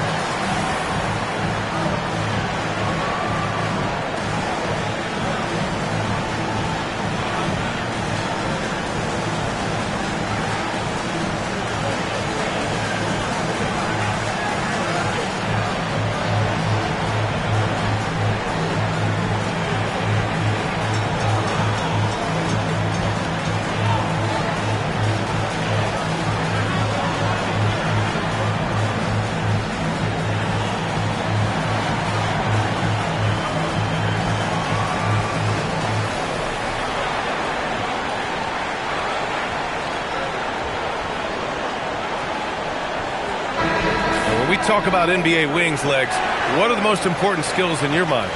Well, everybody's going to talk about scoring and also being able to defend your position. But for me, to become an elite wing, you also have to be able to create, add that escapability with your handle.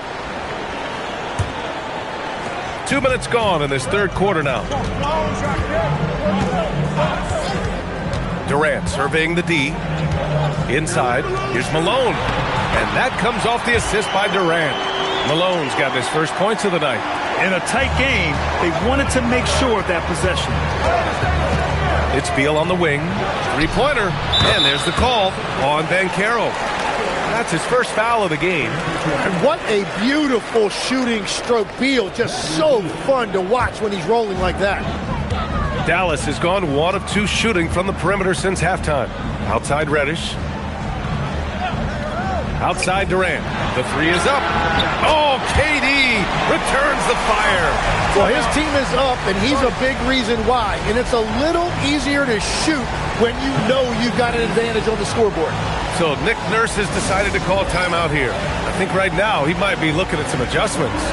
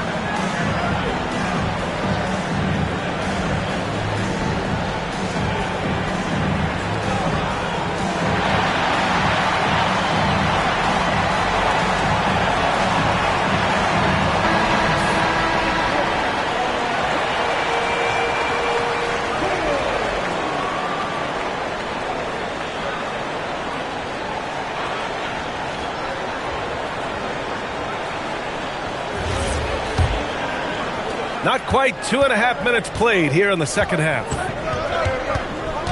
Pass to Banchero. Over to the left wing. Dunn, the pass to Beal. Here's Shepherd. 6 on the shot clock. Banchero outside. No good on the triple. Dallas leading by 3. And here's White. He has 7 for 3. Durant with the putback. Carroll with the rebound. Here's Shepherd. He's guarded by White. Pass to Banchero. And there's a pick. Here's Shepherd. He's guarded by White. Pulls it.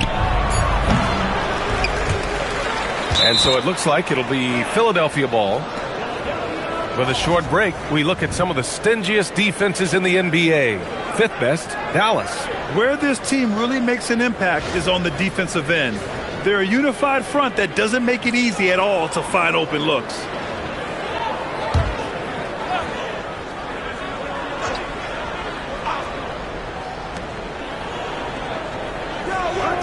Beal against Reddish.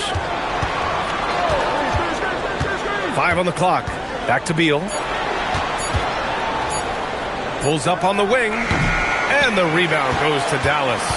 Sarr's got his 4th rebound in this one. To the paint. Picked it out of midair. To the middle. It's tipped. Stolen by Sarr. White, the pass to Malone. And it's good for 2. And the Mavericks lead by 5. Just showing off his passing skills, White sends the ball right into the hands of a ready three-point shooter. Banchero outside. Pass to Beal.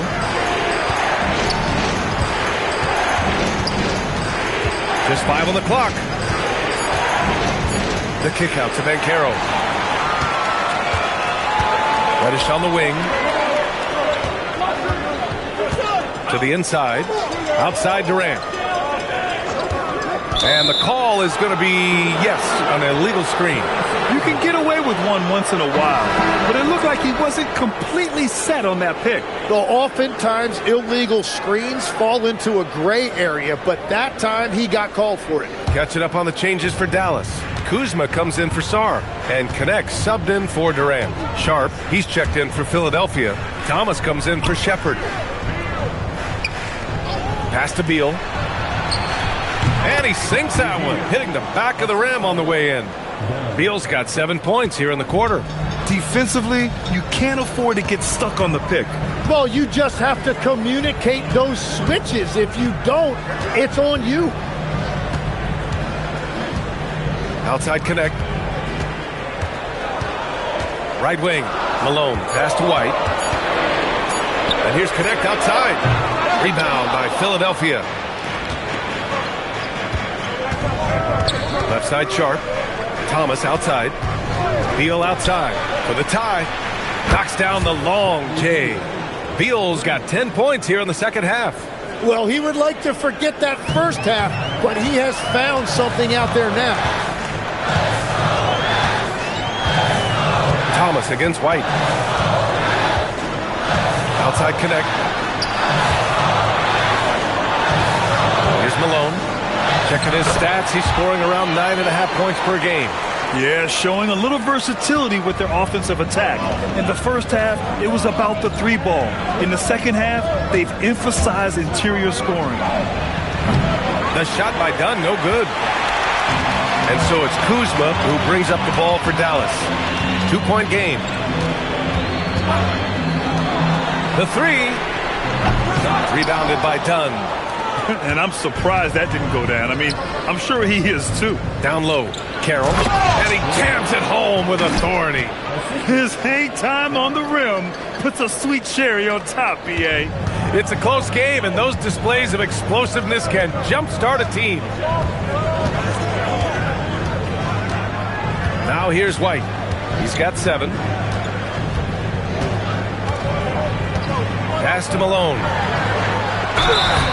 And he's going to the line for 2. The official saw contact while he was going up. Well, that was clearly a foul. He's got his first free throws of the night right here.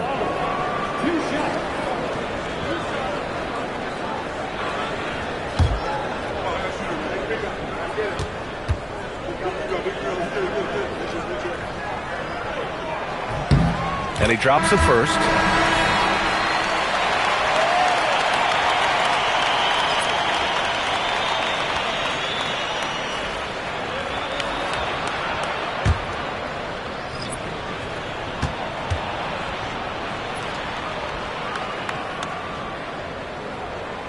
And he can't hit the second. Well, his job there was to get them the lead, and he did that. It's still anybody's game as we reach the end of 3.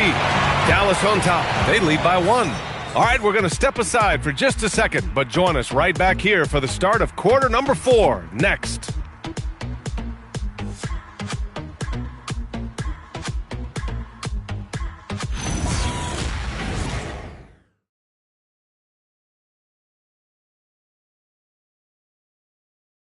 All right, let's take a look at our assist of the game presented by State Farm. You know, I'm kind of stoked this was a choice because I love this pass. A remarkable find. He put his court vision on full display. Well, he made it look simple, but that's not always easy to execute. And it's been a very competitive game so far as we get rolling here in quarter number 4. We've got Kyle Kuzma, Mitchell out there with Kevin Durant, and it's Shams in at the center position. That's the lineup out there for the Mavericks. Thomas against Mitchell. Back to Banchero. Banchero uses his size down there. Yeah, this is a part of Banchero's game they'd like to develop here in the league. Mitchell feeling it out a bit. Let's go with a 3. He drops it from range. Mitchell's got himself on the board with a 3 there.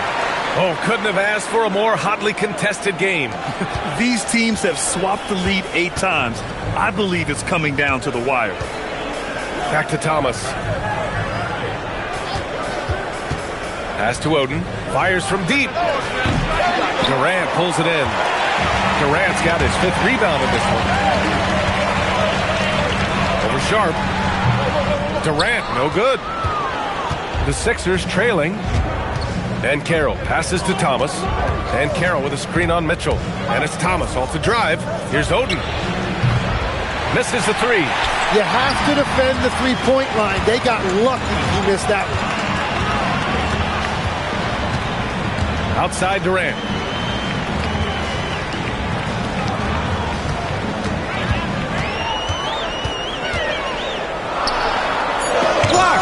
Yeah, this is something we might see Banchero work on, improving his ability to knock away shots. Sharp passes to Banchero, and the ball out of play. The Mavericks will have it. As this game tightens up, it's even more important to take care of the basketball. So both teams making some changes here.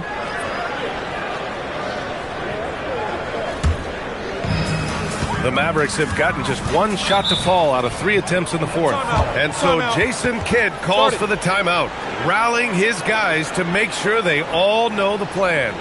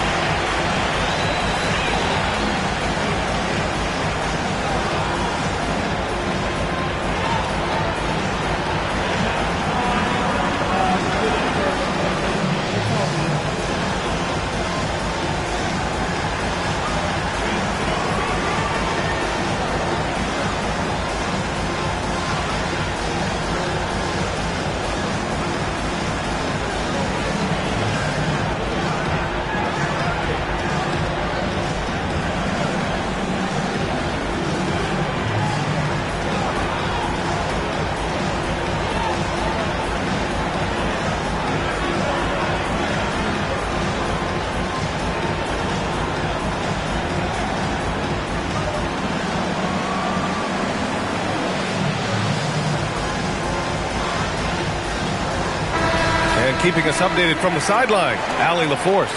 Hey guys, I was able to catch the message that Jason Kidd was giving to his team. He tried to loosen the tension a little, asking his guys, are we having fun? I know I am. Just relax out there and follow the game plan. We've got this. Allie, thank you.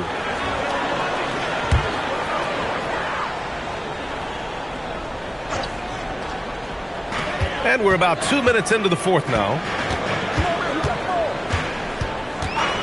Here's Law. Thomas defends. Pass to Durant. Takes the 3. And it's Philadelphia with the rebound. Here's Pressey. And Carroll outside. And Carroll with a screen on Durant. And it's Thomas off the drive. 4 on the clock. Here's Beal. Randolph grabs the miss. The Mavericks leading. Kuzma for 3. Connects from downtown. Kuzma's got his first 3 points of the game. Hard to win games when you allow clean looks from the perimeter. Back to Thomas. Philadelphia moving it around. Here's Pressey. Pass to Beal. To stop the drought. Another miss by Philadelphia. Dallas leading by 5. Sarr passes to Law. Back to Sarr. They set the pick. To the inside. Randolph gets the bucket. That's very smart use of the screen, and it sets up a very close look. And so it's Nick Nurse calling timeout here. He wants their game plan to be crystal clear at this point. Both teams will make substitutions. 76ers trail by 7. And Carroll outside. Pass to Beal. Marked it down low that time. Got hit with the 3-second call.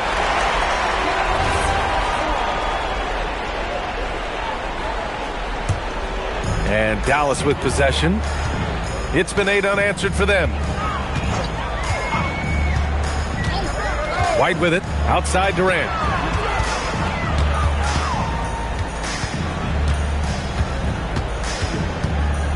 Shot clock at 6. No doubt Kevin Durant is the best scoring forward of his generation, maybe of all time. I mean, KD can do anything offensively. All right, a moment to look at the scoring approach in terms of where the points are coming from here for the Mavericks. Well, they have owned the offensive perimeter throughout this game, finding lots of openings and turning them into big shots. And I've also been very impressed with their ball movement. It has led to better shots. The offense overall has had a great rhythm. First free throw is good.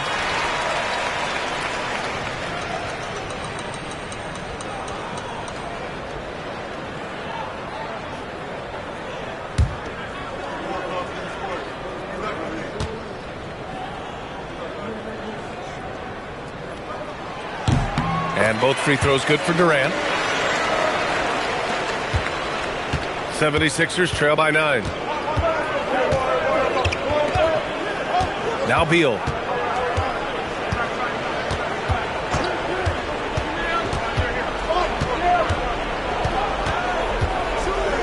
Outside Banchero. 5 to shoot. From downtown. Got that time. They are really struggling to stop this run. They just need a spark. This is when your leaders have to step up. Philadelphia's got nothing to fall from outside the arc here in the 4th. 0 for 4. Gets it to go. Wow, he really earned that bucket. 2 tough points by Beal. Now here's Durant, defended by Dunn. Outside Durant.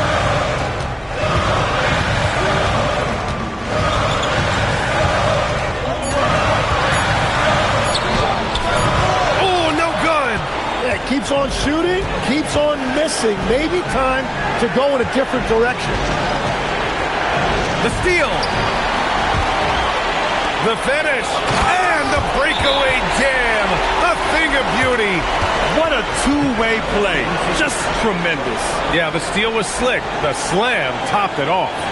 What a great sequence. You gotta love the effort. That's big time. And so it's Nick Nurse calling timeout here. He's looking to make some very important adjustments here.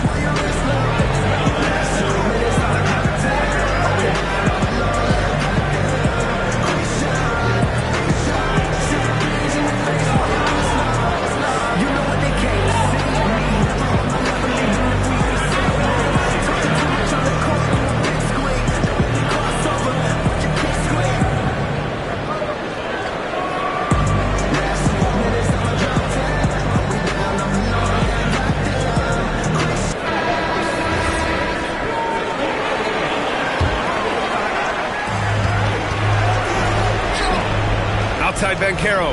Intercepted. Here's White. And here's Reddish. Durant. He's off from 3. Well, his three-pointer just hasn't been there in the second half. And 1:01 left in the 4th. They swipe it. Now here's White. Reddish to screen on Banchero. Here's Durant. 6 to shoot.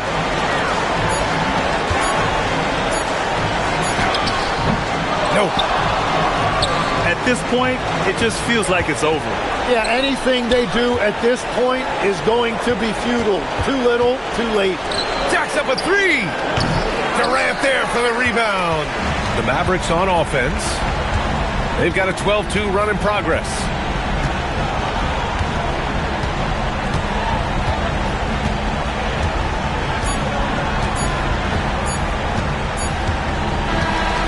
so the Mavericks take the win. A clean win, and one where they clearly showed better energy. Yeah, so true. They put on a show here at home, and I really